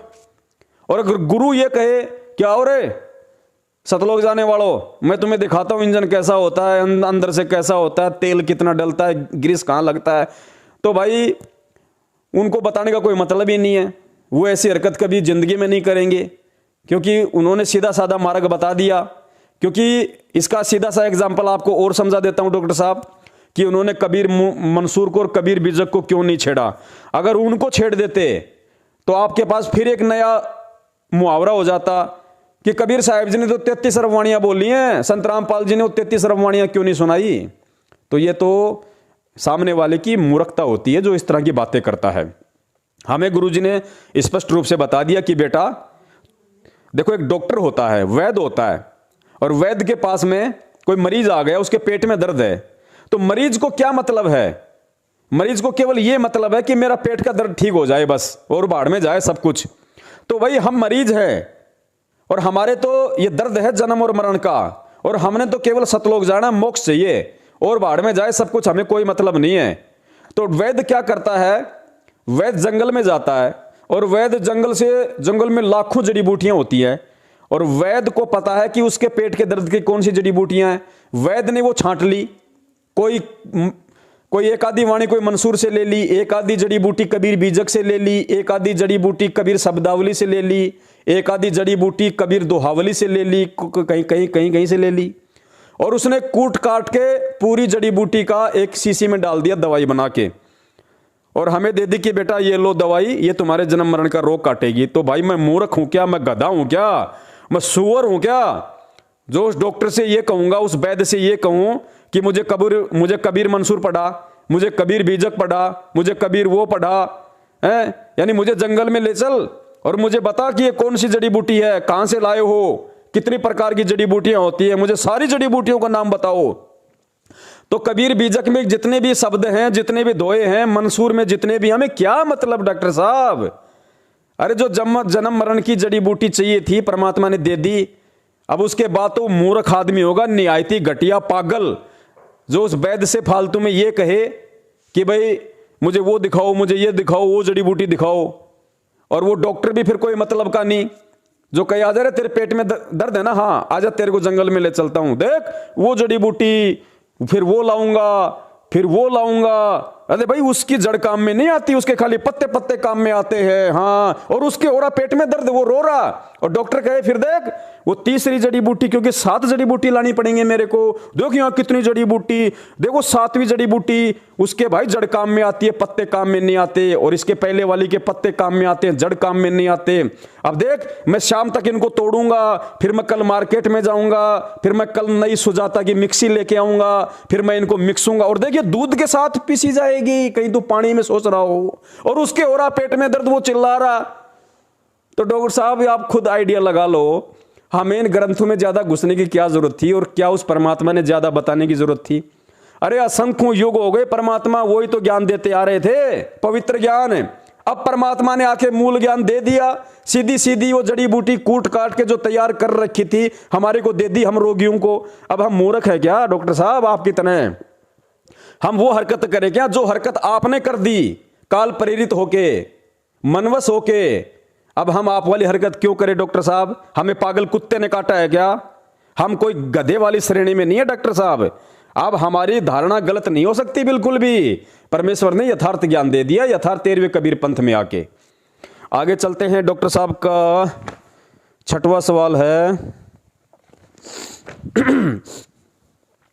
डॉक्टर साहब कहते हैं कि ये पवनदास कहता है कि जो मदन पंथ है वो कबीर पंथ नहीं है, तो देखो इसकी मूर्ख प्राणी की सोच। अब डॉक्टर साहब मैं आपको अभी बताऊं, ये कह रहा है कि मदन साहब पंथ वाले कबीर पंथी नहीं है, इसका मैं आपको जवाब देता हूं। इस भले आदमी को, महापुरुष को ये मालूम नहीं है कि जिनकी जो ये बड़ी बड़ी ये मतलब जो जेवें बोलता है कि बंदी छोड़ रामपाल जी महाराज की जय, मैं उनका एक अदना सा सच्चा एक शिष्य हूं। तो इस शिष्य को मैं कहना चाहता हूं कि तुम्हारे गुरुजी रामपाल जी महाराज बार बार कहते थे, सोई गुरु पूरा कहलावे, 2 अक्षर का भेद लखावे, एक छुड़ावे एक मिलावे, तब निशंक निज घर को पहुंचावे, सो गुरु बंदी छोड़ के वावे, बंदी छोड़ के जीव मुक्तावे। बिल्कुल। अब इस मूर्ख प्राणी को ये मालूम नहीं है कि रामपाल जी महाराज हर सत्संग में इस मदन साहब के एक वर्ड को ये यूज करते थे। ये मदन पंथ को कबीर पंथ नहीं बताता है, और जबकि संत रामपाल जी महाराज जी तो खुद मदन पंथ की वाणी को यूज में लेते हैं कि सोई गुरु पूरा कहावे, 2 अक्षर का भेद बतावे। और डॉक्टर साहब को मैं बता देना चाहता हूं यहां पे कि डॉक्टर साहब मैंने बहुत समय पहले मैंने इस रमदूत के वंशज नितिन रायजादा के लिए एक वीडियो बनाया था, इसको चुनौती दी थी मैंने, ज्ञान चर्चा की, और कहा था कि 7 दिन के अंदर अंदर मैदान में आ जाना वरना हारा घोषित हो जाएगा। आज लगभग 2 साल से ऊपर हो गया, इसका कोई ऑडियो नहीं आया। इसने ये छोड़ के टाल दिया कि ये तो संत रामपाल जी का गुरुद्रोही है, वो वीडियो भी है डाल रखा हमने। इसने कहा कि ये पवन तो संत रामपाल जी का गुरुद्रोही, इससे क्या ज्ञान चर्चा करूंगा। वाह भाई वाह। तो पवनदास कहता है कि मदन पंथ कबीर पंथ नहीं है। अरे भैया कहता नहीं, श्योर है डॉक्टर साहब, 100% है। आज भी चैलेंज है, तुम साबित कर दो। अब तो तुम दोनों बाबू बेटे मिल गए, पहले तो वो अकेला था, अब आप दोनों बाबू बेटे मिल गए, आप और नितिन रायजादा, आप दोनों मिलकर साबित कर दो डॉक्टर साहब कि मदन पंथ कबीर पंथ है, दोनों मिलकर साबित कर दो। कबीर पंथ में कबीर साहिब जी की जो वाणियां हैं और कबीर साहिब जी के जो नियम हैं, वो एक भी नियम आप मुझे मदन पंथ में बता दो। जो नियम परम पूज्य सतगुरु रामपाल जी महाराज जी ने दे रखे हैं अपने भक्तों को प्रथम नाम के लिए और सतनाम के लिए, आप एक भी नियम बता दो। जबकि संत रामपाल जी महाराज जी ने जो नियम दिए वो नियम 650 साल पहले कबीर परमेश्वर ने दिए, और वो सभी नियम उन सभी पुण्य आत्माओं को दिए जिनसे वो आके मिले, जिनको सतलोक दिखाया, जिनको अपना शिष्य बनाया। जबकि मदन पंथ में आप एक भी नियम बता दो, वो एक भी यथार्थ मंत्र बता दो आप इस मदन पंथ में, जो 650 साल पहले आके उस कबीर परमात्मा ने धर्मदास जी को दिए, अन्य आत्माओं को दिए, और ग्रंथों में लिखा हुआ साफ साफ, और आज परम पूज्य सतगुरु रामपाल जी महाराज जी के रूप में आके उन मंत्रों का ढिंडोरा पीट दिया। आप बता दो उस मदन पंथ में अगर वो एक भी मंत्र हो तो, वो तीनों समय की आरती बता दो जो 650 साल पहले कबीर साहिब जी करवाया करते थे, गरीबदास जी महाराज जी करवाया करते थे, और आज परम पूज्य सतगुरु रामपाल जी महाराज जी कर रहे हैं, और उन पुण्यात्माओं ने की जिन्होंने मोक्ष प्राप्त किया। एक भी बता दो। मदन पंथ के इतिहास में एक भी ऐसा व्यक्ति बता दो जिसने सतलोक प्राप्त किया हो। कितनी आत्माओं को कबीर साहिब जी ने सतलोक प्राप्त करवाया, उन्होंने जिक्र किया, कौन से मंत्र लेके किए, कौन सी साधना लेके किया, वो सब कुछ बताया। एक भी व्यक्ति सामने लाके खड़ा कर दो, एक भी व्यक्ति का नाम बता दो जिसने मदन पंथ से भक्ति करके आज तक मोक्ष प्राप्त किया हो। डॉक्टर साहब कौन सी दुनिया में रह रहे हो, कहां जी रहे हो डॉक्टर साहब? और आप कह रहे हो ना कि ये खुद संत रामपाल जी ने मदन पंथ की वाणी सुनाई है, सोई गुरु पूरा कावे, 2 अक्षर का भेद बतावे। ये स्पेशली संत रामपाल जी महाराज जी ने कोई मदन पंथ का नाम लेके नहीं सुनाई। राधा स्वामी वालों की संत मत प्रकाश भाग 4, उस पुस्तक में राधा स्वामी वालों की पुस्तक में इस वाणी का जिक्र है। और उन्होंने क्या लिखा था राधा स्वामी वालों ने? उन्होंने ये कहा कि ये वाणी गुरु ग्रंथ साहिब में है। तो संत रामपाल जी महाराज जी ने ये कहा था कि राधा स्वामी वाले अपने संत मंत प्रकाश भाग 4 में कह रहे हैं कि नानक साहिब जी की एक ये वाणी है कि सोई गुरु पूरा कावे, 2 अक्षर का भेद बतावे। तो दोष देना है तो उन राधा स्वामी पंथ वालों को जाके दीजिए साहब। संत रामपाल जी महाराज जी का काम है कहीं से भी जड़ी बूटी मिल जाए। और मदन पंथ का कौन सा ये घर की वाणी है, कौन सा ये घर का ज्ञान है? आज दुनिया में जितने भी पंथ चल रहे हैं, कोई भी पंथ बिना कबीर साहिब जी की वाणियों के चल ही नहीं सकता। सारे पंथ अधूरे। जय गुरुदेव पंथ को देख लीजिए, राधा स्वामी पंथ को देख लीजिए, धन धन सतगुरु को देख लीजिए, निरंकारी पंथ को देख लीजिए, हंसा देश वाले पंथ को देख लीजिए, और जितने भी संत महंत हैं जो बहुत लंबे समय से चलते आ रहे हैं आप उनको देख लीजिए। कबीर साहिब जी की वाणियों के बिना सब अधूरे हैं। तो इस मदन पंथ के गुरु मदन पति ने भी उठा ली होगी परमात्मा की वाणी। ये कौन सा परमात्मा से पहले हो गया था? इसने ये कम से कम परमात्मा से 150 साल बाद में इसका जन्म हुआ है मदन पति का। कबीर साहिब जी के सतलोक जाने के 100-150 साल बाद इसका जन्म हुआ है, इनकी पुस्तक में लिखा हुआ है। तो कबीर साहिब जी का ज्ञान तो बहुत समय पहले का चलता आ रहा है। तो कबीर साहिब जी की वाणियों से उठा लिया होगा। वो 2 अक्षर वहां से उसने सुन लिए और 2 अक्षर सुन के उसने अपनी वाणी बना दी होगी। और हो सकता है ये वाणी परमपिता परमेश्वर कबीर साहिब जी की है, ये मदन पंथ की वाणी नहीं है। मदन पंथ के गुरुओं ने तो वहां से उठा लिया, चोरी कर ली भाई, क्योंकि 2 अक्षर का भेद सिवाय कबीर परमेश्वर के कोई बता ही नहीं सकता, कोई जिक्र ही नहीं कर सकता। तो कबीर साहिब जी की वाणी को चुरा के अपने ग्रंथ में लिख लिया। अब आप कहोगे कबीर सागर में कहां लिखी है वो वाणी, 2 अक्षर का भेद बताओ, ताकि मदन पंथ वालों ने चुरा लिया। अरे भैया, क्या कबीर सागर में वो सारी वाणियां लिखी हैं जो वाणियां कबीर साहिब जी ने बोली हैं? और जो वाणियां कबीर साहिब जी ने अन्य संत रूप में आके किन्हीं किन्हीं पुस्तकों में लिखवा दिया, किन्हीं लोगों के माध्यम से प्रकाशित करवा दिया, किसी भी संत रूप में आके परमात्मा वाणियां बोल जाते हैं, तो कहीं ना कहीं से उसने उठा ली होगी वाणी। वो वाणी उसने वहां पे लिख दी होगी। उसका कौन सा घर का ज्ञान था भाई? मदन पंथी के कौन से बाप का ज्ञान था? इस एक बात को आपने पकड़ लिया क्योंकि हुआ भाई। डॉक्टर साहब इसलिए आप परमात्मा से दूर हुए हो क्योंकि आज आपके अंदर जो एक घटिया विचार है सतगुरु रामपाल जी महाराज जी को नीचा दिखाने को लेके है ना, और आप जो मीठी मीठी बातें कर रहे हो ना, थोड़ी सी उनकी बड़ाई कर रहे हो भाई, उनका हम धन्यवाद करते हैं, उन्होंने अपने स्तर का बहुत अच्छा ज्ञान दिया, वरना हमें आगे का ज्ञान प्राप्त नहीं होता। रामपाल जी महाराज जी ने बहुत अच्छा किया। डॉक्टर साहब, आपकी घटिया मानसिकता को ये पवनदास अच्छे से जानता है। आप भक्तों में भी बुरा नहीं बनना चाहते और दूर होके अपना सिट्टा भी सेकना चाहते हो, लेकिन अब ये नहीं चलेगा। ये दोगलापन इस भक्ति मार्ग में अब नहीं चलेगा, क्योंकि अब तो लोगों के चिमटे उखाड़ने का समय आ गया। कहां आप लंगोटा पहन के भगवा वस्त्र धारण करके बाबा बनने की सोच रहे हो? डॉक्टर साहब, अब नहीं दाल गलेगी, अब तो चिमटे उखड़ने का समय है और उखड़ेंगे चिमटे। कुछ के परमात्मा ने उखाड़ दिए और कुछ के जो नए चिमटे गाड़ने की सोच रहे हो आप जैसे, ये नितिन राय ज्यादा जैसे, परमात्मा अपने सत्सेवक बच्चों को निमित्त बना के उखड़वा देंगे और ये चिमटा ही उखड़ रहा है। आप एक वीडियो बनाओगे 29 मिनट का, ये दास 29 घंटे का बना देगा उस पे, और चिमटे ही उखड़ेंगे। आगे चलिए, 7वां इनका पॉइंट है। पवन कहता है कि जो नितिन से जुड़ेगा काल उसको सूली पे चढ़ाएगा। अब डॉक्टर साहब, इस मूर्ख पवन से कोई पूछे कि क्या इसने कभी किसी को सूली पे चढ़ाते हुए देखा? फिर आगे ये कहता है इनसे जो जुड़ेगा जी। उनको काल शूल पर चढ़ाएगा। अच्छा। हाँ, अब मुझे ये बताओ, ये कैसा एक कल्पित ज्ञान है इसका? जी। जबकि ये जो ज्ञान है ये रामपाल जी से एक लेवल ऊपर का ज्ञान है और अनुभव का ज्ञान है ये। बिल्कुल। अब इसको पूछो, तुझे अनुभव है क्या काल का? किसी सूल पे चढ़ता हुआ या चढ़ाते हुए तूने देखा क्या? बताओ कैसे लोगों को भ्रमित कर रहा है ये। बिल्कुल। अरे भाई, संत ने आके जो बता दिया, सतगुरु ने आके जो बता दिया, वो सत्य है। हाँ, मैंने देखा है भाई, मैंने अपने सतगुरु की आंखों से देखा है, मैंने अपने सतगुरु के सत्संगों से देखा है भाई। अपने सतगुरु के द्वारा जो तत्व ज्ञान रूपी टॉर्च दी है, जो आंखें मुझे दी हैं, उन आंखों से मैंने देखा है भाई। मुझे अपने बाप पे विश्वास है। जिस प्रकार एक लड़की का पिता और रिश्ता तय करके आ जाता है अपनी बेटी का, और घर पे आके कहता है कि बेटी लड़का ऐसा है, इतना ऊंचा है, इतना मोटा है, इतना गोरा है, इतना पढ़ाई करता है, ऐसा उसका परिवार है। तो जो लड़की होती है वास्तव में जो संस्कारी होती है, जो सुयोग्य लड़की होती है, जो अच्छी आत्मा होती है, वो कभी भी अपने बाप से सवाल नहीं करती कि मैं तेरी बात पे क्यों यकीन करूं, क्या पता तू झूठ बोल रहा हो, मेरे को दिखा के लेके आ पहले तू लड़का जाके।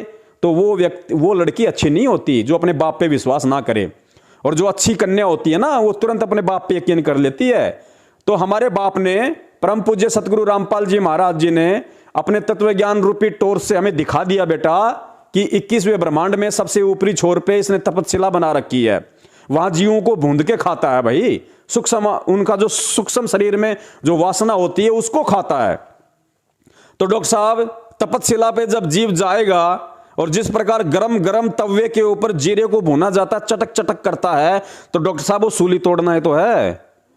डॉक्टर साहब, सिक्के के दो पहलू होते हैं, मैंने आपको पहले बताया। आप केवल बच्चों की तरह नादानी करते हुए एक बात की पूंछ पकड़ के चल रहे हो, जबकि आपको ऐसा नहीं करना चाहिए। आज आप किस स्तर तक आप आध्यात्मिक ज्ञान में भी आप नीचे गिर चुके हो, आपको खुद को आइडिया नहीं। जिन बातों को लेकर आप बहुत ज्यादा निरख परख किया करते थे, आज आप उन्हीं बातों की निरख परख करना भूल गए। आज सिक्के के एक पहलू को लेकर चल रहे हो। हाथी का सिर्फ पूंछ पकड़ ली, बोल दिया यही हाथी है। अरे हाथी का किसी ने पैर पकड़ लिया, बोला यही हाथी है। वो हाथी नहीं होता। हाथी को तो आंखों वाला देख के बताएगा हाथी क्या होता है। तो भाई वो सूली पे चढ़ाना ही है डॉक्टर साहब। सूली पे चढ़ाने का मतलब है तड़पा तड़पा के मारना। तो तपस्शिला पे जब सूक्ष्म शरीर में वो आत्मा जीरे की तरह भुनती है, तो क्या डॉक्टर साहब वो कोई शरबत पीती है वहां पे? इशारों को समझिए डॉक्टर साहब, कहने की बातों को समझिए। अब आप जानबूझ के बकवाद कर रहे हैं क्योंकि आपकी बेइज्जती हो रही है, आपको कोई जवाब देने वाला मिल गया।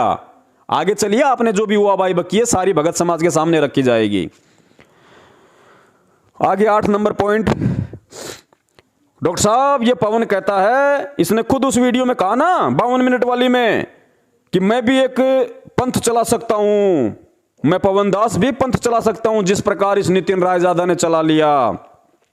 तो डॉक्टर साहब इससे साफ जाहिर होता है कि इसकी क्या मनसा है और इसके पास में कितने सारे सबूत थे। और जब वो रण सिंह का जिक्र किया इसने, कोई हरियाणा वाले का कैथल का, कि भाई वो रण सिंह कह रहा था कि पवन जी मैं हाई कोर्ट में मुकदमा दायर करने जा रहा हूं, मुझे सारे सबूत दो ताकि गुरुजी निर्दोष साबित हों। लेकिन ये नहीं गया सबूत लेके। तो रण सिंह से मेरी बात हुई डॉक्टर साहब, रण सिंह कह रहा था कि पवन मूर्ख है, एक नंबर का घटिया आदमी है, सबूत लेके नहीं आया, उसकी मनसा भी कुछ हो रही है, संगत को ठगना। और इसने अपनी मनसा जाहिर कर दी है कि मैं भी पंथ चला सकता हूं और गुरु बन सकता हूं। जी जी। अब ये बनेगा या ना बनेगा, क्योंकि अपन किसी के ऊपर इतनी पर्सनल टिप्पणी नहीं कर सकते, बाकी इसकी मनसा इसके सामने आ चुकी है। कोई बात नहीं, आपकी और रण सिंह जी की जो भी बात हुई मुझे उससे कोई प्रेज नहीं है। लेकिन भाई आप दोनों व्यक्तियों की बातों में आके मैं अपना शिष्य धर्म कैसे नष्ट कर दूं, मैं कैसे गुरु को मानुष मान लूं भाई, मैं कैसे गुरु को मानुष करने की महाभूल कर लूं। दास नहीं कर सकता। दास के पास में जो सबूत हैं वो सबूत केवल संगत को जगाने के लिए दिए थे परमात्मा ने, परमात्मा को निर्दोष साबित करवाने के लिए नहीं। अरे परमात्मा तो निर्दोष होता ही नहीं, परमात्मा तो दोष रहित होता है। डॉक्टर साहब क्या बोल रहे हो आप, कहां बोलते हो आप? परमात्मा निर्दोष होता है, परमात्मा पे कोई दोष नहीं होता।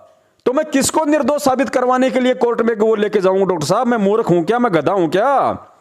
जो मैं अपने ही परमपिता परमेश्वर कबीर साहिब जी को यह सोचकर कि मैं जो सबूत लेके जाऊंगा कोर्ट में, उसके बाद वो निर्दोष साबित होंगे, इसका मतलब मैंने उनको दोषी मान लिया। तो डॉक्टर साहब, अपने गुरु के प्रति इतना दोष भी मन में लाके, ऐसे विचार भी मन में लाके, मैं आप लोगों की तरह अगले जन्म में गधा नहीं बनना चाहता, सूअर नहीं बनना चाहता। डॉक्टर साहब, मुझे परमात्मा ने अच्छे से समझा रखा है ज्ञान आधार क्या चीज है। अब धोखा नहीं खाने वाले। 650 साल पहले आप जैसे चटक बटक करने वाले लोगों ने ही हमारे को भ्रमित किया था। वो भाई आप जैसे लोग थे वो बकने वाले 650 साल पहले। हम उनके बहकाव में आ गए, अपने परमपिता परमात्मा में दोष देख लिया कि भाई हो सकता है गुरुजी ने घुट्टी लगा ली होगी भाई, शराब की बोतल जब हाथ में ले रखी थी तो इसमें क्या दो राय भाई, वो तो पूरी दुनिया ने देखा भाई। अपनी बेटी के कंधे पे हाथ रख रखा, नशे में चूर हो रहा भाई, कर दिया होगा गुरुजी ने कांड, इससे तो कौन सी बड़ी बात है भाई।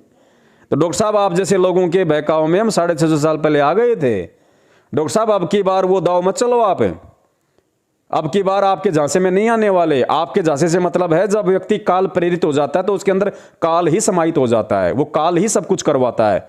आप तो एक कठपुतली हैं, आप तो एक पुतला है, यंत्र है, आप क्या कर सकते हो? आपकी क्या औकात है?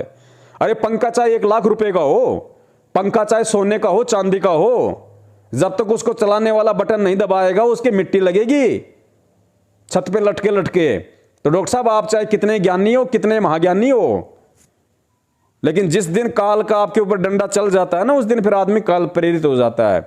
फिर वो वही बोलेगा, उतना ही बोलेगा और वैसा ही बोलेगा जैसा उसको काल बोलने की प्रेरणा करेगा। उदाहरण, महाभारत के युद्ध में श्री कृष्ण जी क्या बोल रहे थे, किसके वशीभूत होके बोल रहे थे? चाहे वो त्रिलोकीनाथ थे, कितनी बड़ी पावर होंगी वो, लेकिन जब काल प्रवेश कर जाता है ना, फिर वो अपनी उंगली पे नचाता है। तो वो स्थिति डॉक्टर साहब आपकी है। तो वो जितने भी सबूत मेरे पास में है डॉक्टर साहब, वो केवल अपने भगत भाई बहनों को जगाने के लिए थे, ना कि खुद उस निर्दोष कबीर परमात्मा को निर्दोष साबित करने के लिए। और रण सिंह जी को करना है तो शौक से करे डॉक्टर साहब, हमें कोई दिक्कत नहीं है, हम किसी के मार्ग में बाधक नहीं है। और मैंने भी शुरू में जो वीडियो बनाया था आपको केवल चेतावनी दी डॉक्टर साहब। मैंने क्या कहा था कि अगर ये रामेश्वर जांगीड़ जी अगर संगत को भ्रमित करने की कुछ चेष्टा करेगा या संत रामपाल जी महाराज जी की आड़ में कुछ ऐसा काम करेगा तो फिर हम इसका पीछा करेंगे, फिर नहीं छोड़ेंगे इसको। तो मैंने आपको कहा, क्या कहा डॉक्टर साहब? मैंने तो एक चेतावनी दी थी आपको, तो सतर्क हो जाना चाहिए था कि भाई आगे से ऐसी घटिया हरकत नहीं करनी भाई, बिल्कुल भी। एक शब्द भी संत रामपाल जी महाराज जी के विषय में और उनकी संगत को भ्रमित नहीं करना बिल्कुल भी। तो डॉक्टर साहब, आपने तो सतर्क होना चाहिए था और उल्टा आपने ये 2 वीडियो बना दी। तो आपने तो खुद अपने गले में घंटी बांध ली। अब पवन दास की इसमें क्या गलती डॉक्टर साहब? सुनते जाइए आगे। पॉइंट नंबर 9, डॉक्टर साहब, ये पवन दास कह रहा था कि मेरे को परमात्मा ने एक ऐसा सेंसर दे रखा है तत्व ज्ञान का कि मैं 15 मिनट में जान लेता हूं कि कौन आदमी कैसा है। और फिर कह रहा कि डॉक्टर साहब देखो, इस मूर्ख व्यक्ति को, अगर इसके पास में ऐसा कोई सेंसर है तो संजय इसके साथ में था, बबली इसके साथ में था, रामचंद्र इसके साथ में था, उनको क्यों नहीं पहचान पाया डॉक्टर साहब ये? और जो दिल्ली से जो परवेश और देशराज वर्ल्ड कोऑर्डिनेटर इसकी जयपुर में आके पिटाई कर गए, इसको जूतों से मारा, डॉक्टर साहब उसको क्यों नहीं पहचान पाए? अब ये कह रहा है कि मैं 10 और 15 मिनट में मैं जान लेता हूं कौन कैसा है। अच्छा, ध्यान देना इसकी, ये कह रहा है कि मुझे एक परमात्मा ने कोई विशेष ऐसा सॉफ्टवेयर दिया है, एक विशेष मुझे बुद्धि दी है। हाँ, तो मैं 10 से 15 मिनट में, 1 मिनट में जान लेता हूं जी। तो मैं इस भाई से कुछ पॉइंट सामने रखूंगा और सुनने वाले कहने वाले से ज्यादा समझदार होते हैं जी। मैं इस भाई को ये पूछूंगा कि तेरे पास संजय था, वो डोंगी निकल जाएगा, अब तो कह रहा तो तुझे 10-15 मिनट में क्यों नहीं पता चला कि वो आगे क्या करने वाला है? तो 10-15 मिनट में बबली भगत को नहीं पहचान पाया, तो 10-15 मिनट में पंजाब वाले करणदास को नहीं पहचान पाया, रामचंद्र तेरे साथ में तो उसको तू नहीं पहचान पाया। अब या तो छोड़ो, जब वो एक प्रवेश दिल्ली वाला, मैं तो एक को ही जानता हूं प्रवेश को, 2 बंदे मेरे साथ चले थे। अच्छा, केवल मेरे 2। अच्छा, इसने एक्सेप्ट किया, एक अपनी ऑडियो है जो इसने अपने शंका समाधान चैनल पे इसने लगाई है, तो इसका मतलब है कि वो कहानी सही है और इसने एक्सेप्ट की है। जी अगर एक्सेप्ट नहीं होता तो वो कुछ अटबट करता, जी उसको वो ऑडियो उसको फेवर का लगा उसका।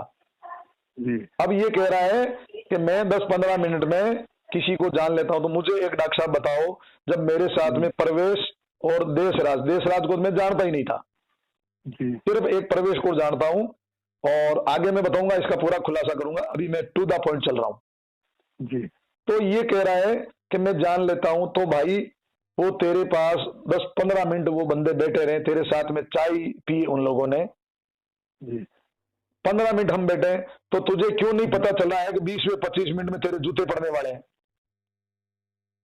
हाँ, जान लेना चाहिए। इसको जान लेना चाहिए ना, क्योंकि इसके पास तो बिल्कुल। विशेष रज्जा है, विशेष बुद्धि है, इसके पास विशेष सॉफ्टवेयर है। तो पहली बात तो ये कि भाई डॉक्टर साहब, सेंसर क्या होता है आध्यात्मिकता में? आध्यात्मिकता में सेंसर होता है कि सामने वाले के विचारों से प्रभावित होना, सामने वाले के विचारों को जान लेना, उसकी मनसा को जान लेना। गुरुजी ने सत्संग में क्या बताया कि ये अध्यात्म एक ऐसी चीज है, इसमें ऑटोमेटिक कुछ चीजें आपके अंदर आ जाती हैं। एक राजा का और एक लकड़ी बेचने वाले का गुरुजी ने सत्संग सुनाया कि एक राजा रोजाना जब बाहर सैर करने जाता था सुबह सुबह, तो रास्ते में एक लकड़ मर्चेंट था, लकड़ी का व्यापारी, और राजा ना कभी उससे मिला ना कभी उससे बोला। और राजा जब भी उधर से जाता था तो राजा के मन में यह आता था, जब भी उसकी दुकान आती थी तो राजा सोचता था कि इस आदमी को मैं फांसी लगा दूं, इस आदमी को मैं फांसी लगा दूं। फिर राजा सोचता यार इसने मेरा कुछ बुरा किया नहीं है यार, मैं क्यों ऐसे मेरे मन में आ रहे हैं विचार। तो राजा वापस चला जाता। कई बार उसके साथ हुआ। एक दिन उसने अपने मंत्री को यह बात बताई, मंत्री समझदार था, उसने किसी संत को बताई। तो संत ने कहा कि भाई राजा के प्रति उस आदमी के मन में दोष है, इसलिए राजा के मन में ऐसे कुविचार आ रहे हैं। तो दोनों लकड़ मर्चेंट के पास में गए और उससे कहा भाई सच्ची बताना, ऐसी ऐसी बात है, सच बताएगा तो बचेगा। बोलो सच्ची बताऊं? बोलो सच बचाएगा तो बचाएगा, नहीं तेरी श्यामता लिए बोलो फांसी टूटेगी बोले तेरे। तो उसने कहा जी ऐसा है ना, मैं ये सोचता हूं कि वो राजा मर जाए, और राजा मर जाएगा तो मेरे ऊपर कर्जा बहुत ज्यादा हो रहा है, और राजा मरता है ना तो बड़े बड़े जो सेठ लोग होते हैं ना, वो राजा की चिता में नंबर बनाने के लिए चंदन की लकड़ी लेके जाते हैं, तो मेरी चंदन की लकड़ी बिक जाएगी तो मेरा सारा कर्जा दूर भग जाएगा, इसलिए मैं सोचता हूं कि राजा मर जाए। तो संत ने कहा कि नालायक, आज के बाद में अपने मन में भाव मत ले आना। उसके बाद से उसके मन में कोई ऐसा भाव नहीं आया। उधर से राजा फिर आया, राजा के मन में भी उसके प्रति ऐसा कोई भाव नहीं आया। तो डॉक्टर साहब एक बात बताइए, जब उस राजा को मालूम हो रहा था, उस राजा को मालूम पड़ चुका था, और उस राजा के मन में उसके प्रति ऐसे कुविचार आ रहे थे, ऐसी भावना उस राजा के मन में आ रही थी, राजा कि भाई ऐसा मन करता है इसको फांसी तोड़वा दूं, मतलब ऐसे जिसके मन में विचार आ गए तो उसने उसको समझ लिया। तो डॉक्टर साहब क्या उस राजा ने फांसी तोड़वा दी? क्या उस राजा ने उसको जेल करवाई? नहीं करवाई ना, वो तो एक जगत की बात है। और डॉक्टर साहब हम तो भगत हैं, हमें परमात्मा ने वो बुद्धि दी है। परमेश्वर ने हमें क्या बताया? घर पे अगर कोई दुश्मन भी आ जाए डॉक्टर साहब, उसके साथ में बुरा व्यवहार नहीं करना। और वो तो हमारे भगत भाई थे, भ्रमित है तो क्या हुआ, जैसे आज आप भ्रमित हो गए, पहले वो बेचारे भ्रमित हैं, आपसे पहले वो भ्रमित हो चुके, आज आप भ्रमित हो गए। अब कल को अगर आप मेरे घर पे आओगे इतनी ऑडियो वीडियो बनने के बाद भी, तो क्या मैं आपके जूते मारूंगा डॉक्टर साहब? आपका मुंह काला करूंगा, आपके मुंह पे मैं तवा मारूंगा कि मेरे घर में मत घुसे? नहीं डॉक्टर साहब, मुझे मेरे परम पूज्य सतगुरु रामपाल जी महाराज जी ने जो ज्ञान दिया उस आधार से मैं आपको अपना भाई समझते हुए मैं आपका आदर सत्कार करूंगा, आपको बैठाऊंगा, आपको चाय पानी के लिए पूछूंगा। भले ही आप अपने मन में छल कपट लेके क्यों ना आए हो, आप भले ही मेरी पिटाई करने के मकसद से क्यों ना आए हो, आप भले ही मेरे मर्डर करने के मकसद से क्यों ना आए हो, लेकिन मैं कभी भी अपने गुरु के ज्ञान को नहीं लज्जित करूंगा, अपने गुरु को कभी भी शर्मिंदा नहीं करूंगा, कभी भी अपने गुरु को अपनी तरफ से यह बोलने का हर संभव मौका नहीं दूंगा कि नालायक तूने मेरे ज्ञान के खिलाफ क्यों ये बात तूने सोची, क्यों चला तू मेरे ज्ञान के खिलाफ। आवत गाड़ी एक है उल्टा होय अनेक, कहे कबीर ना उल्टी रहे एक की एक। तो डॉक्टर साहब उनको लेके भी आप ही आए थे, दिल्ली वालों को, परवेश को और देशराज को, और मैंने तो आप पे विश्वास किया। और वो भी अगर मेरे घर पे आ जाते, उनको भी मालूम पड़ जाता कि पवन दास वहां रहता है, तो मैं उनके कौन सा धक्का मारता भाई। और डॉक्टर साहब आपको अच्छे से पता है, मुझे तो पता था ना, मेरी वजह से जिन लोगों का करोड़ों रुपये का व्यापार ठप हो गया, वो धार्मिक धंधा मैनेजमेंट का, वो मेरे घर पे आएंगे तो मुझे कौन सा वो बतासे बांटने के लिए आ रहे हैं, मुझे क्या नहीं पता था।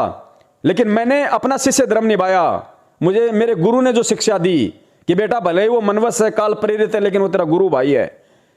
डॉक्टर साहब आपको अच्छे से पता है, रास्ते से मैंने सब्जी ली कि भगत भाइयों को खाना खिलाऊंगा।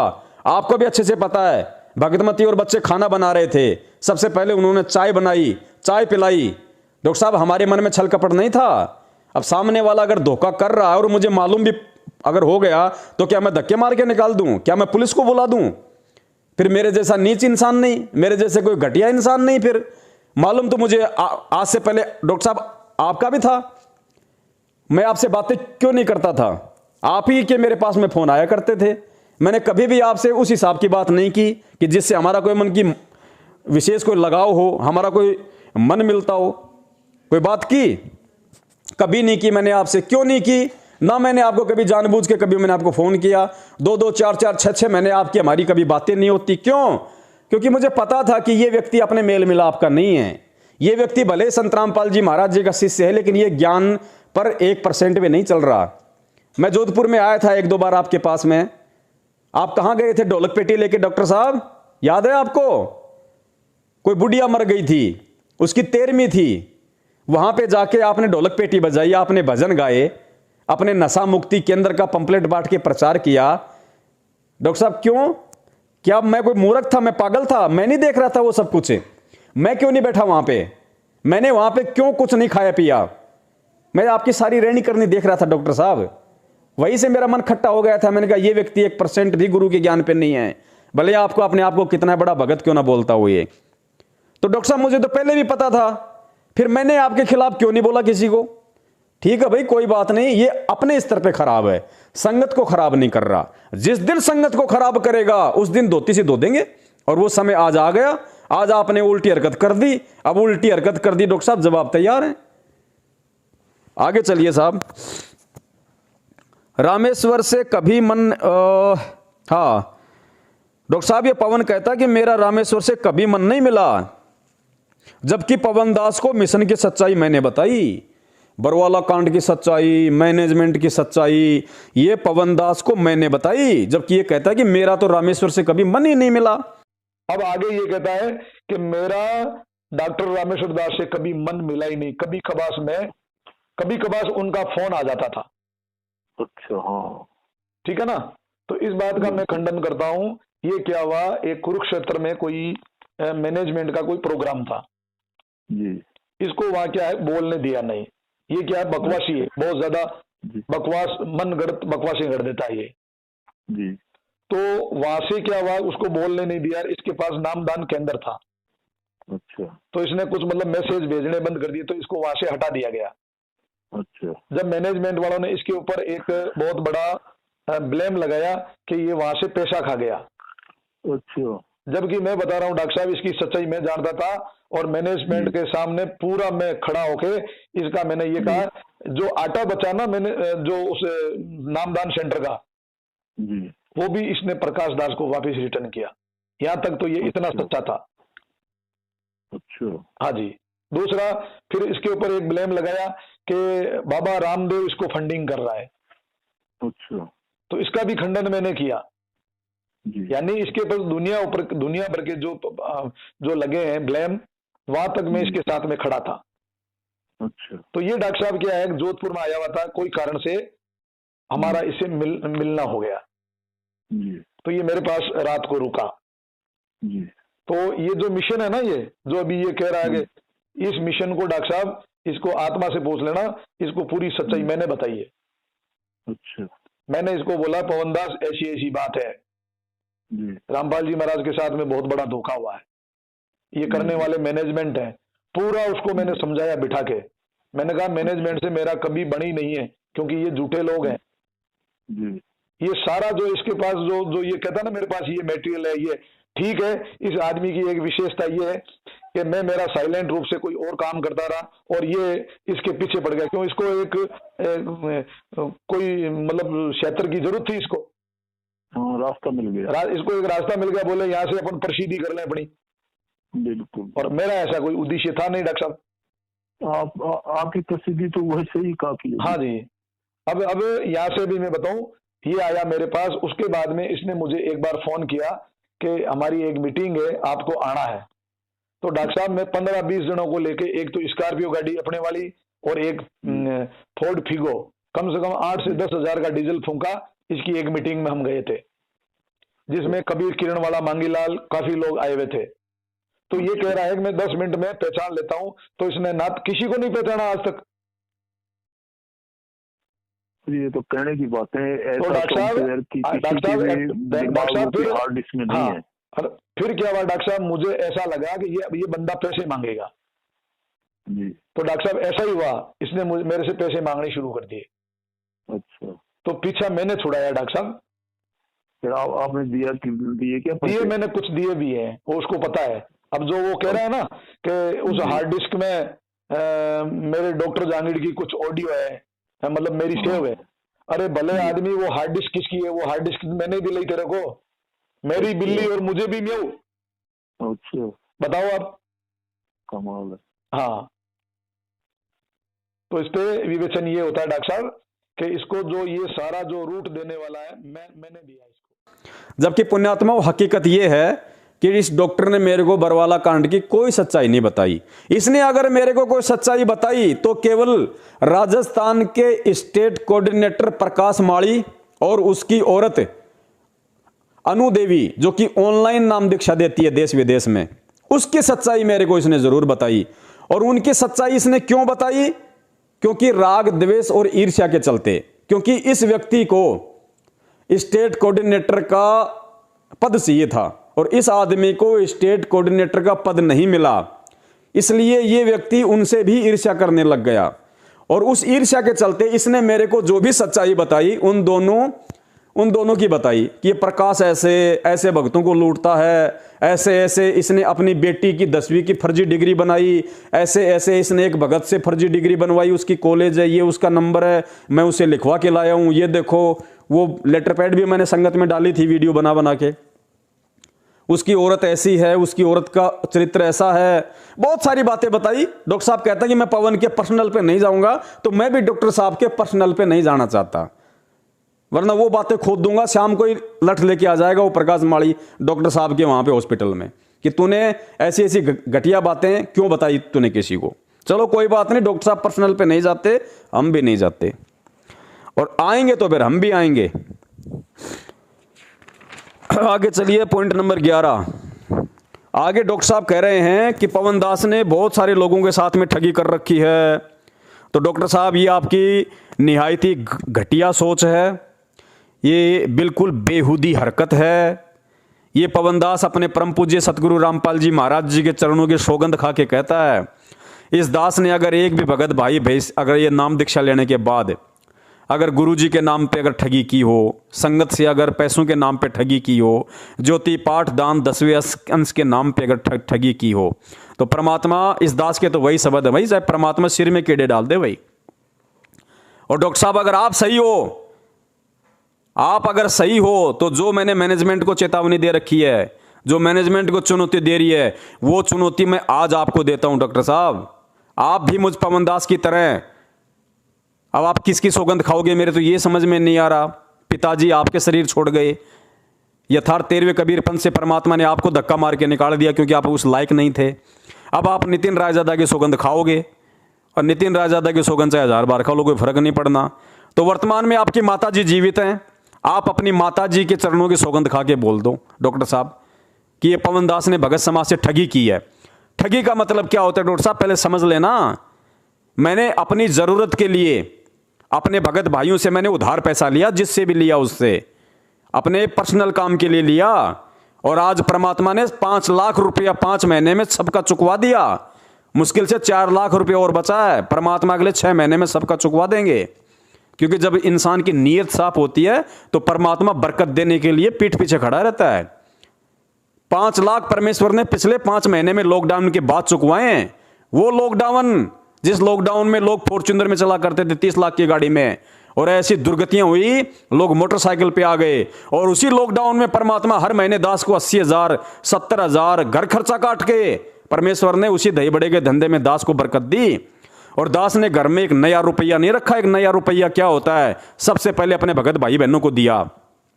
और परमेश्वर ने दास से जो 40 से 45 हजार रुपया जो 10वें अंश का निकलवाया, आज उस परमेश्वर के चरणों के सौगंध खा के कहता हूं, मेरे घर में 10वें अंश का 1 रुपया नहीं है, पिछले 7-8 दिन को छोड़ के।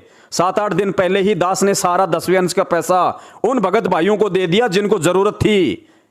मैंने उनको नहीं दिया जो मेरे मांगते थे, नहीं, जिनको जरूरत थी, जिन आत्माओं को। जैसे मेरे ऊपर दिक्कत आ रही थी कोई समय, वैसे ही उनके ऊपर दिक्कत थी। किसी का मकान किराया नहीं है, किसी को और समस्या थी कि पवन भाई कहीं से कोई 5-10 हज़ार रुपये मिल जाए परमात्मा के दया से। हम भगत भाई हैं, हम आपस में मदद करेंगे। और कौन करेगा? अगर हम नहीं करेंगे तो फिर कौन आके करेगा? तो परमात्मा ने दास का 10वें अंश का भी 40-45 हज़ार रुपया अपने भगत भाई बहनों को दिलवा रखा है, क्योंकि वो पैसा परमेश्वर का होता है और परमेश्वर उस पैसे को अपने ही बच्चों की सेवा में यूज करते हैं। तो आज उस पैसे को घर में रख के क्या मैं उसको मतलब अगरबत्ती करूंगा? जब वो पैसा अगर उन परमात्मा की आत्माओं के काम नहीं आया जिनके लिए परमात्मा 10वां अंश निकलवाया करते हैं। और दास ने उन भगत भाइयों से कह दिया कि भैयो ये पैसा मुझे वापस नहीं चाहिए। जिसको 10 दिया, जिसको 5 दिया, जिसको 20 दिया, उनको दास ने स्पष्ट कहा कि भाई मुझे ये पैसा वापस नहीं चाहिए। बस इतनी विनती है, पैसे का सोच समझ के प्रयोग करना, ताकि मैं भी दोषी ना बनूं और आप भी दोषी ना बनो। और जैसे ही परमपिता परमेश्वर सतगुरु रामपाल जी महाराज जी आश्रम में आ जाएं और जब भी आपके पास में पैसे बन जाएं, आप गुरु जी के चरणों में भेंट कर देना। भाई मुझे बताने की भी जरूरत नहीं है। डॉक्टर साहब ये कहानी है इस दास की। कौन सी दुनिया में खेल रहे हो आप? एक भी भगत भाई बहन ऐसा खड़ा कर दो संगत में, एक भी भगत भाई बहन। और अगर आप जिक्र करोगे अपने साले का, तो आपके साले की मेरे पास में रिकॉर्डिंग अभी 4 दिन पहले की, वो भी संगत में वायरल फिर मैं करूंगा साथ साथ में। और आपके बारे में उन्होंने कितनी अच्छी अच्छी बातें बता रखी, फिर वो भी आ जाएगी सामने। तो डॉक्टर साहब आप ये इल्जाम नहीं लगा सकते दास पे। हालांकि मुझे इनका फर्क नहीं पड़ता, क्योंकि परमेश्वर कहते हैं कि कहते को कहीं जान दे, गुरु की सीख तू ले, और भाई साकट और सवान को बेटा उल्टे जवाब ना दे। तो मुझे इन बातों से कोई फर्क नहीं पड़ता डॉक्टर साहब। कहने को तो हमारे रामचंद्र भाई हैं, वो भी चिल्ला रहे हैं खूब, लेकिन कौन सुनता उनकी? हमारे और भाई हैं, वो भी चिल्ला रहे हैं खूब, पवनदास ठग, पवनदास ठग। उनकी सुनता कौन है? उनकी वही सुनते हैं घूम फिर के 2-4 जो उनके पीछे लगे हुए हैं। तो डॉक्टर साहब आपका ये कहना एक गलत है। और रही बात हार्ड डिस्क की, डॉक्टर साहब आप कह रहे हो कि मैंने पवनदास को हार्ड डिस्क दिलवाई थी। आप खाली उसी पैसे का बात कर रहे हो कि मैंने भी पवनदास को पैसे दे रखे हैं? डॉक्टर साहब अरे पैसे किस चीज के दिए भाई तूने? मेरी बेटी की कोई गोद भराई में दिए थे क्या पैसे? 1 रुपया तूने दिया कभी जिंदगी में? तेरे को याद आता है? झूठ क्यों बोलता है भाई? इतनी बड़ी झूठ क्यों बोलता है? फिर कहता है मेरे को सारना मिला हुआ है। कब दिए भाई तूने मेरे को पैसे? 1 रुपया तो बता दे। और ये हार्ड डिस्क की जो तू बात कर रहा है, जब मेरे घर पे मैं बताता हूं इसकी सच्चाई क्या है, आप नहीं बताओगे। आपका काम तो केवल दूसरे को नीचा दिखाना है। जिस समय मैनेजमेंट ने मेरे घर पे नामदान के अंदर रखा और नाम दीक्षा दिलवाने के लिए जो लैपटॉप आया था, बाद में जब मेरे से नामदान के अंदर इन लोगों ने ले लिया, मैंने इनको दे दिया अपनी स्वेच्छा से। उसके बाद में इन लोगों ने कहा कि पवनदास के पास एक लैपटॉप है, वो क्यों नहीं दे रहा? तो वो लैपटॉप देने के लिए डॉक्टर साहब मैं आपके पास आया था जोधपुर में, और आप और हम दोनों गए थे लैपटॉप देने के लिए, अगर आपको ध्यान हो तो। फिर मैंने आपको क्या कहा था कि डॉक्टर साहब मेरे पास अभी पैसे हैं नहीं, आपको अच्छे से पता है। और मैं जो मैसेज जो भेजता हूं संगत को, तो सारे के सारे नंबर इस हार्ड डिस्क के अंदर हैं। हालांकि मैंने हार्ड डिस्क से मैंने सारे नंबर मैंने हटा दिए, लेकिन वो रिकवर हो सकते हैं। तो डॉक्टर साहब अपन ऐसा करते हैं, इसकी हार्ड डिस्क अपन चेंज करवा देते हैं, अपन इसकी हार्ड डिस्क चेंज करवा देते हैं। तो आपने 1800 रुपए की हार्ड डिस्क चेंज करवाई थी। क्या करवाया था? 1800 रुपए की कंप्यूटर की, आप उसके लैपटॉप की आपने हार्ड डिस्क चेंज करवाई थी। तो वो हार्ड डिस्क बताओ वो कौन सा वो कर्जा हो गया मेरे ऊपर? कौन सा कर्जा हो गया डॉक्टर साहब? उस समय आप तो परमात्मा के शिष्य थे। क्या आपकी इतनी जिम्मेदारी नहीं बनती थी कि वो नंबर अगर मैनेजमेंट के हाथ लग जाते तो कितने संदेश से उनको भेजते हुआ भाई के? और आज आप उस हार्ड डिस्क का जिक्र करके अपने घटियापन को संगत के सामने आप पेश कर रहे हो। शर्म आनी चाहिए डॉक्टर साहब, शर्म आनी चाहिए। आपके बड़े बड़े रिलेशन वाले जब ये वीडियो सुनेंगे क्या सोचेंगे आपके बारे में? ऐसा घटियापन, ऐसी नीचता डॉक्टर साहब, बदबू आती है। आगे चलते हैं। ये डॉक्टर साहब ये जो पवनदास है ना, ये नितिन साहब के बारे में देखो निंदा करता है, चुगली करता है। डॉक्टर साहब ये नितिन साहब के बारे में चुगली करता है, और जो साधु संतों की चुगली करता है उसके साथ में क्या बीतता इस मूर्ख को नहीं पता।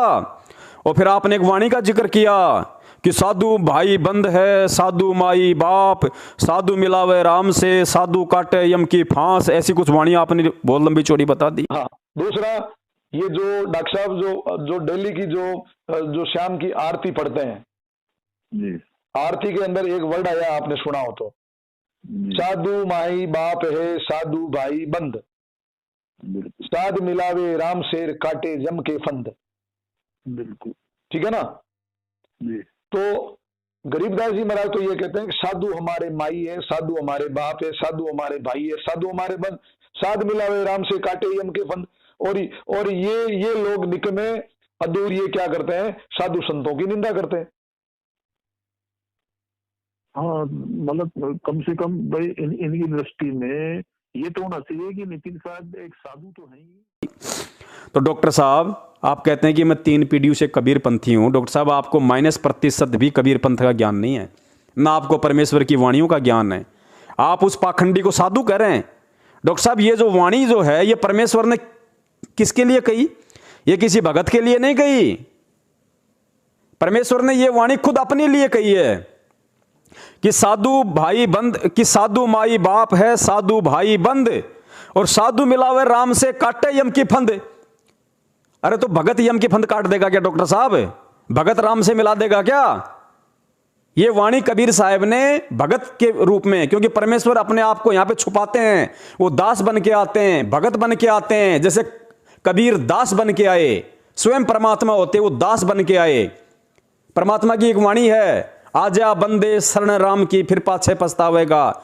तो खुद वो कबीर परमात्मा कौन से राम की शरण में आने के लिए कह रहा भाई? कौन से राम की शरण में जाने के लिए कह रहा है? डॉक्टर साहब बुद्धि का इस्तेमाल करो। ये वाणियां समझना बच्चों का काम नहीं है। ऐसे तो कबीर साहब जी की वाणियों को उटक पटक करके, अड़ंग बड़ंग करके उस नितिन रायजादा ने सैकड़ों की संख्या में यूट्यूब पे कुसंग कर डाले। दुनिया को उसने भ्रमित कर दिया, पाप का ठीकरा अपने सिर पे फोड़ लिया। कबीर परमेश्वर कहते हैं कि बीजक की बाता कहें बीजक नाई हाथ, और पृथ्वी डुबोवन उतरे ये मूर्ख कर कर मीठी बात। डॉक्टर साहब आप क्यों उस मूर्खता वाला पद अपने सिर पे रख रहे हो? आप नितिन से जोड़ रहे हो, आप इस वाणी को एक भगत पे जोड़ रहे हो आप। ये वाणी परमेश्वर के लिए है, कबीर साहिब के लिए है कि साधु भाई बंद है, साधु माई बाप है साधु भाई बंद। कि वो परमात्मा जो साधु रूप में आता है वो हमारा भाई भी है, वो हमारा बंधु भी है, वो हमारी जो माँ का जो प्यार प्रेम होता है, जो काम होता है वो भी वो करता है, बाप वाला काम भी वो करता है। और साधु मिलावे राम से, साधु रूप में जो परमात्मा आता है वो परमेश्वर की जानकारी देता है, अपने ही उस परम पद की और यथार्थता की जानकारी देता है। और काटे यम की फंद, और वो साधु रूप में कबीर परमात्मा ही यम की फंद काटता है, काल का जाल काटता है, जीव को बंधनों से मुक्त करवाता है। तो डॉक्टर साहब ये वाणी सिर्फ और सिर्फ इस पूरे ब्रह्मांड में कबीर साहिब जी के लिए है। आपने कहा उस पाखंडी के लिए इस वाणी को जोड़ दिया, इतना भी ज्ञान नहीं आपको। साधु भाई, साधु माई बाप हैं साधु भाई बंदे, साधु मिलावे राम से काटे यम के फंदे। एक और वाणी है जगत की, फिर विचार करना कि तमेव माता च पिता तमेव, तमेव बंधु च सखा तमेव। ये किसको कहा जा रहा है? तमेव माता च पिता तमेव, हे परमपिता परमात्मा तू ही हमारी माता, तू ही हमारा पिता। तमेव बंधु च सखा तमेव, तुम ही हमारे भाई बंधु यार दोस्त मित्र सब कुछ आप ही हो परमात्मा। तो ऐसे ये वाणी है कि साधु माई बाप है साधु भाई बंद, साधु मिलावे राम से काटे यम के फंदे। और आपने जोड़ दिया इस पाखंडी नितिन रायजादा से कि ये नितिन की निंदा करता है, ये परमात्मा की वाणी के अनुसार पाप का भागी हो रहा है। डॉक्टर साहब पहले वाणियां समझ लो, परमेश्वर की वाणियां क्या कह रही हैं, बच्चों का काम नहीं है। कहे कबीर कृपया कर जन पर ज्यों की त्यों समझाई, सब सुमरे अपने अनुमाना तो गति लखी न जाई। अपने अपने हिसाब से कोई वाणियों को पढ़ेगा, उनका अर्थ निकालेगा, तो परमात्मा कहते हैं समझ में नहीं आती। ये तो उसी को समझ में आएंगी जिनका परमात्मा ज्ञान योग खोलता है, जिन पे परमेश्वर ज्ञान की दया करता है। चलो आगे चलते हैं। पॉइंट नंबर 14, ज्ञान चर्चा का चैलेंज। डॉक्टर साहब मैं इस पवन को ज्ञान चर्चा का चैलेंज दे रहा हूं, मेरे से ज्ञान चर्चा करे। अरे भैया गुरुद्रोही से क्या ज्ञान चर्चा करें? मैंने नितिन रायजादा को ज्ञान चर्चा की चुनौती दी, हालांकि उसको गुरुद्रोही नहीं कह सकते, क्योंकि गुरुद्रोही वो होता है जो हमारा गुरु भाई होने के बाद गुरुद्रोही हो जाए। हमारा गुरु भाई हो उसके बाद वो अगर उस पंथ को छोड़ दे, परमात्मा की अगर वो निंदा करे, चुगली करे, उनकी काट करे, वो गुरुद्रोही होता है। नितिन रायजादा परमात्म द्रोही है, क्योंकि वो परमात्मा से द्रोह कर रहा है, वो गुरुद्रोही नहीं है। गुरुद्रोही से ऊपर होता है परमात्म द्रोही। गुरुद्रोही उसको कहते हैं जो गुरु भाई होके और गुरु की निंदा करता है। जैसे आप हो गुरुद्रोही। तो भाई गुरुद्रोही से परम पूज्य सतगुरु रामपाल जी महाराज जी ने ज्ञान चर्चा के लिए सख्त मना कर रखा है कि गुरुद्रोही की पैड़ पे जे पग आवे बीर, 84 निश्चय कटे पहुंचे तख्त हुजूर। परमेश्वर ने कहा कि गुरुद्रोही से वैसे चाहे आप सामाजिक संपर्क चाहे लाख रखो अपने, लेकिन अध्यात्म की चर्चा उससे नहीं करनी। एक परिवार में अगर बाप गुरुद्रोही हो गया तो क्या बेटा उससे बात नहीं करेगा? परमेश्वर ने कहा कि खूब बात करो, अच्छे बुरे की बात करो, आप अपने परिवार में सही रहो, लेकिन उस बाप से अध्यात्म की बात नहीं करनी फिर, क्योंकि वो गुरुद्रोही है। तो डॉक्टर साहब ज्ञान चर्चा आपसे क्या करें? पहली बात तो आप गुरुद्रोही, और दूसरा ये वीडियो देखने वाले भाई स्वयं आकलन कर लेंगे कि आपने कितनी उवाबाई अपनी इन 2 वीडियो में अभी तक आपने बकी है।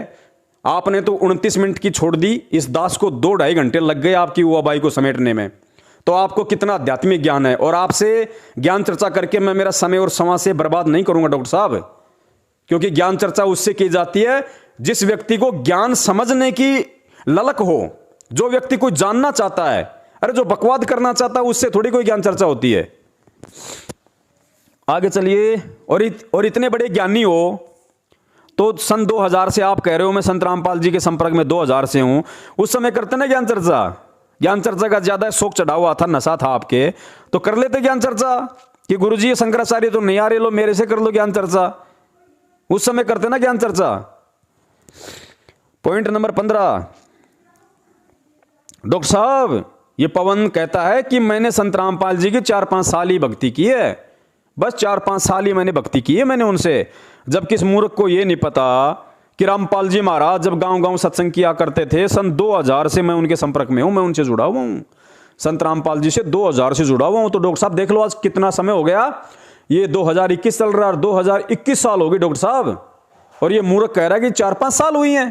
तो डॉक्टर साहब देख लो इसका कितना ज्ञान है। अब आगे के पॉइंट में ये कह रहा है डॉक्टर साहब जी, ये कह रहा है कि ये रामेश्वर दास इसने 4-5 साल ही भक्ति की, अच्छा, और जो पुण्य कमाया अब ये पाप कमा रहा है। हाँ, अब इस मूर्ख को ये पता नहीं है कि सबसे पहले रामपाल जी महाराज 2002 में जोधपुर आए थे, जब भी मैं गया था, और मैं 2005-2006 से लगा हुआ हूं। तो मुझे बताओ डॉक्टर साहब 2006 से लगाकर तकरीबन आप 14 तक मान लो, कितने साल बनते हैं, कितने साल होते हैं, कितने होते हैं डॉक्टर साहब? मतलब 5 से ना भाई आप अगर 6 से गिन लो, 6 से 4 4 ये 9 साल तो हो ही गए, 4 ये करीब 9 साल मानो आप जी, 9 साल। और ये कह रहा है कि 4-5 साल ही भक्ति की इसने। अरे भले आदमी झूठ बोलना छोड़ जा, भक्ति तो बहुत दूर की बात है। मैं इसके ऑडियो से इसको 10 जगह झूठा साबित करूंगा मैं। बिल्कुल, हाँ। तो डॉक्टर रामेश्वर जांगिड़ जी, मैं पहले भी कह चुका हूं कि एक सिक्के के 2 पहलू होते हैं। आप केवल नादान बच्चे की तरह एक बात को पकड़ के चल रहे हो। जैसे बच्चा बाप के साथ मेले में जाता है और उसको कोई 2 रुपए का खिलौना दिखाई देता है तो उसी को असली गाड़ी मान के रोने लग जाता है, पापा जी दिला दो, पापा जी दिला दो, हाँ हाँ हाँ। तो आपकी हालत वर्तमान में डॉक्टर साहब उस नादान बच्चे की तरह है। मैंने जो कहा वो बिल्कुल हकीकत है, और मैं अपने इन शब्दों को वापस लेता हूं। मैं क्षमा चाहता हूं कि मैंने 4-5 साल बोल दिया, जबकि ये व्यक्ति तो 4-5 मिनट भी उनके शरण में नहीं रहा। 4-5 साल तो मैंने बहुत ज्यादा बोल दिया। मैं अपने उन शब्दों के लिए क्षमा चाहता हूं। ये डॉक्टर रामेश्वर जांगिड़ तो 4-5 मिनट भी परमात्मा की शरण में नहीं रहा भाई, 4-5 मिनट भी। क्योंकि परमेश्वर की वाणी के अनुसार उनकी शरण में कौन से प्राणी को माना जाता है, किस प्राणी को सतगुरु की शरण में गिना जाता है? परमेश्वर की वाणी है कि ताते सतगुरु शरणा लीजिए, यानी उस प्राणी को सतगुरु अपनी शरण में लेता है। कपट भाव जिन दूर करीजिए, जो अपने दिल से सतगुरु के प्रति कपट भाव छल सब कुछ दूर कर देता है, और एक निर्मल ज्ञान की प्राप्ति के लिए एक शिष्य भाव से जो गुरु से जुड़ता है, मोक्ष के लिए जुड़ता है, भक्ति के लिए जुड़ता है, उसको सतगुरु अपनी शरण में लेता है कि ताते सतगुरु शरणा लीजिए, कपट भाव जिन दूर करीजिए। जबकि डॉक्टर साहब आपके अंदर कितना कूड़ा भरा हुआ था। आप कह रहे हो 2000 से मैं जुड़ा हूं, आज 2021 चल रही है, आज 21 साल में भी आपके अंदर जो वो कूड़ा करकट जो कचरा भरा हुआ था आपके अंदर, आज आप उसको बाहर निकाल रहे हो, तो 20 साल से तो आपके अंदर ही घुसा हुआ था ये सारा का सारा कूड़ा करकट जो आज आप निकाल रहे हो गुरुद्रोही बन के। तो आपके अंदर कहां से वो छल कपट बाहर निकल गए? आपके अंदर तो भरे हुए थे, जो आज आप निकाल रहे हो। गुरु निंदा कर रहे हो, गुरु के मार्ग से लोगों को भ्रमित करने की कुचेष्टा कर रहे हो। यथार्थ 13वें कबीर पंथ को ऐसे निर्मल, ऐसे मूल ज्ञान को छोड़ के एक कुसंगी के साथ में खाली लंगोटा लेने के लिए कि मुझे भी कोई छोटा मोटा कोई भगवा मिल जाए, मैं भी अपना डफली अपना राग अलापने लगूं, मैं भी कोई चिमटा गाड़ दूं कहीं पे। तो आप खुद विचार कर लीजिए कि सतगुरु ने आपको कहां अपनी शरण में लिया, उनके विधान अनुसार कि ताते सतगुरु शरणा लीजिए, कपट भाव जिन दूर करीजिए। आज जो गंदगी आप आज बाहर निकाल रहे हो, ये गंदगी तो 21 साल से आपके अंदर भरी पड़ी थी। तो कहां आप सतगुरु की शरण में थे? आप तो 4-5 साल भी उनकी शरण में नहीं रहे। पॉइंट नंबर 16, डॉक्टर साहब ये पवन कहता है कि मुझे सार नाम नहीं मिला, जबकि इस मूर्ख को क्या पता डॉक्टर साहब, मुझे परमात्मा ने सार नाम दे दिया। जब वो चंडीगढ़ की तारीख पे गए, ऐसा ऐसा इसने लंबा किस्सा सुनाया, तो गुरुजी ने मुझे खुद बैठा के सार नाम दे दिया। और फिर कह रहा कि ये डॉक्टर साहब मैं बता दूं सार नाम क्या है। देखो डॉक्टर साहब ये है वो सार नाम, सत्य कबीर या कुछ ऐसा इसने बताया कि डॉक्टर साहब ये है। और डॉक्टर साहब एक बात और बता दूं, सत्य कबीर से पहले संत रामपाल जी दूसरा सार नाम दिया करते थे, सत्य सोहम, कुछ ऐसा इसने बताया। ठीक है डॉक्टर साहब। और आगे ये कह रहा है कि इसको सार नाम प्राप्त नहीं है। अब डॉक्टर साहब मुझे बताओ, किसको सार नाम है, किसको सतनाम है? क्या इसके पास कोई पैमाना है? क्या ये लगा के बता सकता है कि इसको सार नाम मिला हुआ है या इसको सतनाम मिला हुआ है? नहीं, आपको तो रामपाल जी महाराज मैं आपको बता रहा हूँ, बिल्कुल डॉक्टर साहब मैं बताऊं आपको, जब 3 तारीख को वहां पहुंचा था, 4 को शाम को चंडीगढ़ जाना था, 5 को चंडीगढ़ वाला वो मेरा मामला था, तो मैं एक अखबार की कॉपी और बिलाड़ा कोर्ट जो थाना था अपना बिलाड़ा, उसकी पूरी मेरे क्लीन चिट लेके गया था मैं, जिसको कहते हैं FR जी। तो उस FR को देख के रामपाल जी महाराज इतने खुश हुए मेरे ऊपर जी। बोले बेटे बिल्कुल तूने बहुत अच्छा काम किया, तूने इन्हें निकमों ने तो बिगाड़ा है, तूने बहुत बढ़िया काम किया। तो ऐसे करके मेरे को पूछ लिया कि बेटा कब से लगा हुआ क्या? मैंने कहा गुरुजी ये पूरी हिस्ट्री सुनाई उनको। तो बोले तो सार नाम, मैंने कहा गुरुजी ना तो मैंने लिस्ट में नाम लिखाया, ना मैं कभी सार नाम की पेशी पे आया हूँ। क्यों कि मैं तो दिन को आता हूँ, 8-10 मेरे साथ में होते हैं, उनको उपदेश दिला देता हूँ और एक सत्संग सुन के चला जाता हूँ जी।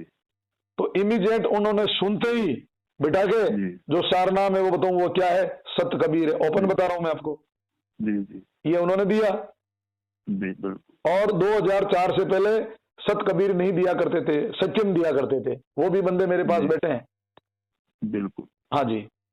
तो ये बंदा यहाँ से भी गलत साबित होता है कि तू क्यों ठेकेदार बना। अरे भाई तेरे को मैंने मैनेजमेंट की पोल के लिए बताया, उसके सामने बोलना बताया, तो मतलब ठेका ले लिया, तो मैनेजमेंट का दूसरा रूप धारण कर लिया तूने।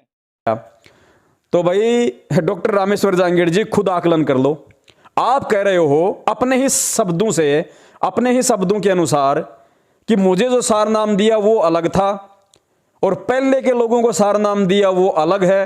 तो भाई सार नाम कहां दे दिया डॉक्टर साहब आपको? इस पर तो दास ने आज से 1 साल पहले ही वीडियो बना दिया, जब सतलोक आश्रम मैनेजमेंट हरियाणा ने 15-15 हजार रुपए पाठ की ठगी के लिए भगत समाज को गुरुजी का आदेश बता के रोहतक में सारनाम देना शुरू किया। उसी समय परमात्मा ने दास के अंदर प्रेरणा करके 1 घंटे का वीडियो बना दिया था कि ये फर्जी सारनाम है डीवीडी में। परमेश्वर ने आज तक किसी को सारनाम दिया ही नहीं असली, क्योंकि असली सारनाम के आज तक कोई हकदार हुआ ही नहीं। आप खुद अपना आकलन कर लो डॉक्टर साहब। सारनाम के बारे में परमेश्वर ने क्या बताया कि सारनाम परमात्मा ने जिन आत्माओं को दिया उनसे वचन भरवा लिए थे, इसको ओपन नहीं करोगे। और परमेश्वर को पता था कि धर्मदास ओपन करेगा तो धर्मदास को जीवित समाधि दे दी सारनाम को छुपाने के लिए। ऐसी अनमोल वस्तु थी सारनाम। और डॉक्टर साहब आज आप कह रहे हो मुझे सारनाम दे दिया था, और सारनाम लेने के बाद आज आप उवाबाई बक रहे हो। उसी सारनाम को आप कह रहे हो कि ये सारनाम है। डॉक्टर साहब वो अंतर्यामी है परमात्मा, वो आपको खाली इसी जन्म से नहीं, जब से आप सतलोक से यहां नीचे गिरे हो ना, तब से आपकी जानता परमात्मा। तब से वो संत रामपाल जी महाराज जी आपकी ABCD जानता है हर जन्म की। इस आत्मा में अभी कितनी नीचता, कितनी कुटिलता, कितना छल कपट भरा हुआ है। तो भगत जी ऐसे कुटिल व्यक्ति को, ऐसे छल कपटी व्यक्ति को परमात्मा सार नाम देंगे? इसलिए दास ने कहा कि आज तक परमेश्वर ने किसी को सार नाम नहीं दिया। और आज आपने खुद ये साबित कर दिया कि भाई मेरे को सार नाम दिया वो अलग था, पहले दूसरा सार नाम दिया करते थे, तो सार नाम तो एक ही होता है। इसलिए दास ने कहा कि आज तक परमेश्वर ने किसी को असली सार नाम नहीं दिया। असली सार नाम के जब लायक होंगे तब देगा परमेश्वर असली सार नाम। तो काहे का आपको सार नाम मिला हुआ है? सार नाम मिला हुआ आदमी इतनी बातें करता है क्या? अरे जिसको परमेश्वर सार नाम दे देंगे ना, वो परमेश्वर के पैर के नाखून को छोड़ के भी दूर नहीं जाएगा, चाहे उसकी गर्दन कट जाए। ये वो ज्ञान है, वो भक्ति है। परमेश्वर के नाखून से भी दूर नहीं हो सकता वो, चाहे 1000 बार परमात्मा उसको ठोकर मार दे, अपने सतगुरु के चरणों से दूर नहीं होगा। कि कुत्ता हूं गुरुदेव का, पवन दास का नाम, और ऐसी कुछ वाणी है परमात्मा की, कोई भी भगत अपने नाम के साथ इसको जोड़ सकता है। तो भैया हम परमात्मा के चरणों के कुत्ते हैं। परमेश्वर ने ठोक के ज्ञान समझाया है, तत्व ज्ञान, मूल ज्ञान। हम परमेश्वर के चरणों से रत्ती भर भी दूर नहीं हो सकते। चाहे गुरुदेव हम कुत्तों को लाख ठोकर मारे रोजाना, सुबह उठते ठोकर मारे, शाम को सोते समय ठोकर मारे कि चला जा यहां से, दुष्ट निकल जा यहां से, तो भी हम कुत्ते किसी दूसरे के घर का मुंह नहीं देखेंगे। मर जाएंगे दूसरे के घर का मुंह देखने से पहले, क्योंकि हम पतिव्रता कुत्ते हैं, पतिव्रता कुत्ते। डॉक्टर साहब गीदड़ नहीं है जो आप लोगों ने आज अपनी औकात दिखा दी। विश्वास तो आप लोगों को नहीं रहा परमात्मा पे। अरे 6 साल जेल में बैठने की लीला क्या कर दी, प्राण पखेड़ू उड़ गए आप लोगों के, अविश्वास प्रकट कर दिया। पता नहीं आएंगे कि नहीं आएंगे, आएंगे कि नहीं आएंगे। डॉक्टर साहब ये परखी मारी है परमात्मा ने, परखी, ये झाड़ा लिया झाड़ा। गरीब कच्चा हीरा किरच हो नहीं सहे घनबार, ऐसा योमन हो रहा लेखा ले करतार। वो करतार संत रामपाल जी महाराज जेल में बैठ के लेखा ले रहा था। आप जैसे जो हीरे थे, जो अपने आप को पका हुआ मान रहे थे, संगत को ऐसा दर्शा रहे थे कि मैं तो पका हुआ हीरा हूं, परमात्मा ने एक परखी मार के देखिए, टुकड़े टुकड़े हो गए आप जैसे लोगों के, जो बहुत बड़े बरगद के पेड़ दिखाई देते थे अनजाने में लोगों को। परमात्मा हीरों की परख कर रहे हैं, और जो कच्चे हैं वो किरच हो रहे हैं आपकी तरह, टूट टूट के जा रहे हैं। वो किसी काम के नहीं, वो नालायक है। यहां तो वो कुत्ता रुकेगा जो पक्का हीरा है परमात्मा का, पक्का हीरा। आगे चलिए डॉक्टर साहब, बस आपके 16 पॉइंट थे दूसरी ऑडियो में, और मुझे इंतजार रहेगा आपकी तीसरी ऑडियो का, ताकि भगत समाज को सच्चाई से रूबरू करवा सकूं। हालांकि डॉक्टर साहब मैं फिर कहता हूं कि मेरा आप जी से किसी प्रकार का कोई राग द्वेष नहीं है। मैं ये वीडियो बनाने के बाद परमपिता परमेश्वर सतगुरु रामपाल जी महाराज जी के चरणों की सौगंध खा के कह रहा हूं, अगर डॉक्टर रामेश्वर जांगेड़ नशा मुक्ति केंद्र जोधपुर वाले के प्रति अगर मेरे मन में 0% भी अगर राग द्वेष और ईर्ष्या हो, तो परमेश्वर मुझको जमीन में जिंदा गाड़ देना, मैं जीने का हकदार नहीं हूं। लेकिन मैं सच्चाई बताऊंगा, मेरा राग द्वेष महेंद्र जी के साथ भी नहीं है, जिसने इतनी बड़ी गद्दारी अपने गुरु के साथ और भगत समाज के साथ की है, जो भगोड़ा बन के घूम रहा है। मैं उसके लिए भी कहता हूं कि मेरे पवन दास के मन में रत्ती भर भी उसके प्रति राग द्वेष नहीं है।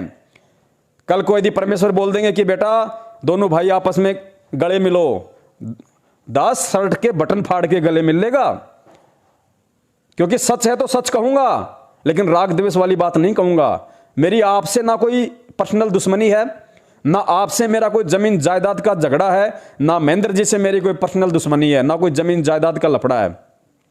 महेंद्र जी अपनी पर्सनल लाइफ में क्या करता है, वो बीड़ी पीता है, सिगरेट पीता है, शराब पीता है। आप क्या करते हो? आप अपनी पर्सनल लाइफ में बीड़ी पीते हो, सिगरेट पीते हो, शराब पीते हो, मुझे कोई मतलब नहीं। पियो, खूब पियो, एक ही बजाय 2-2 बोतल पियो, मुझे क्या मतलब है। लेकिन जिस दिन आप परमात्मा के बच्चों को शराब पीने की सलाह देने लग जाओगे, उस दिन एडी से चोटी तक सारी खालू धेड़ दूंगा ज्ञान आधार से। उसमें फिर मुझे कोई डर नहीं, कोई भय नहीं डॉक्टर साहब। बाकी आपसे मेरा कोई राग द्वेष नहीं, कोई ईर्ष्या नहीं। सच को सच कहूंगा, यही मेरे गुरुदेव ने मुझे सिखाया, और मर्यादा में रह के करूंगा। आपको मैंने गधा कहा तो गधे की परिभाषा मेरे को आप ही ने बताई कि पवन गै से गलत और धा से धारणा, जिस व्यक्ति की गलत धारणा होती है उसको गधा कहते हैं। तो इसलिए मैंने आपको गधा कहा, क्योंकि आप गधे की श्रेणी में आप ही के वचन अनुसार आते हैं। और ये वीडियो देखने वाले भगत आपकी वो वीडियो भी सुन लेंगे, और दास ने जो विश्लेषण दिया आपके हर एक पॉइंट पे, तो सच होगा वो पुण्यात्माओं के हृदय में समाएगा ऑटोमेटिक, क्योंकि आत्मा परमात्मा की है। सत्य को तुरंत स्वीकार कर लेगी कि कितना सही है और कितना झूठ है। दास अगर एक भी पॉइंट पे झूठ हो तो डॉक्टर साहब आपका जूता मेरा सिर, मुझे कोई शर्म नहीं है, लेकिन सच कहूंगा। सत साहिब बंदी छोड़ सतगुरु रामपाल जी महाराज की जय हो।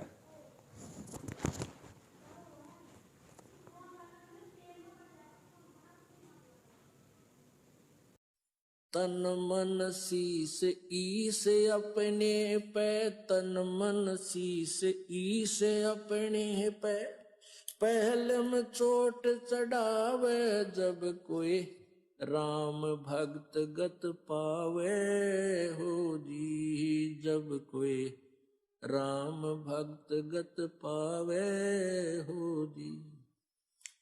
तन मन शीस ईस अपने पे, तन मन शीस ईस अपने पे, पहलम चोट चढ़ावे जब कोई राम भक्त गत पावे हो जी, जब कोई राम भक्त गत पावे हो जी।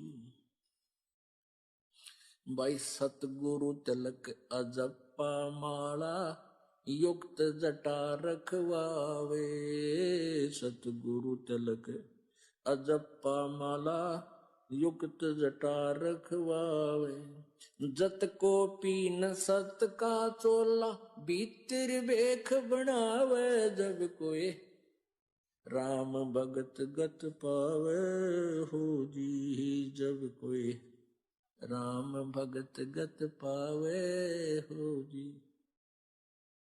भाई लोक लाज मर्याद जगत की, तरण ज्यों तोड़े बगावे, लोक लाज मर्याद।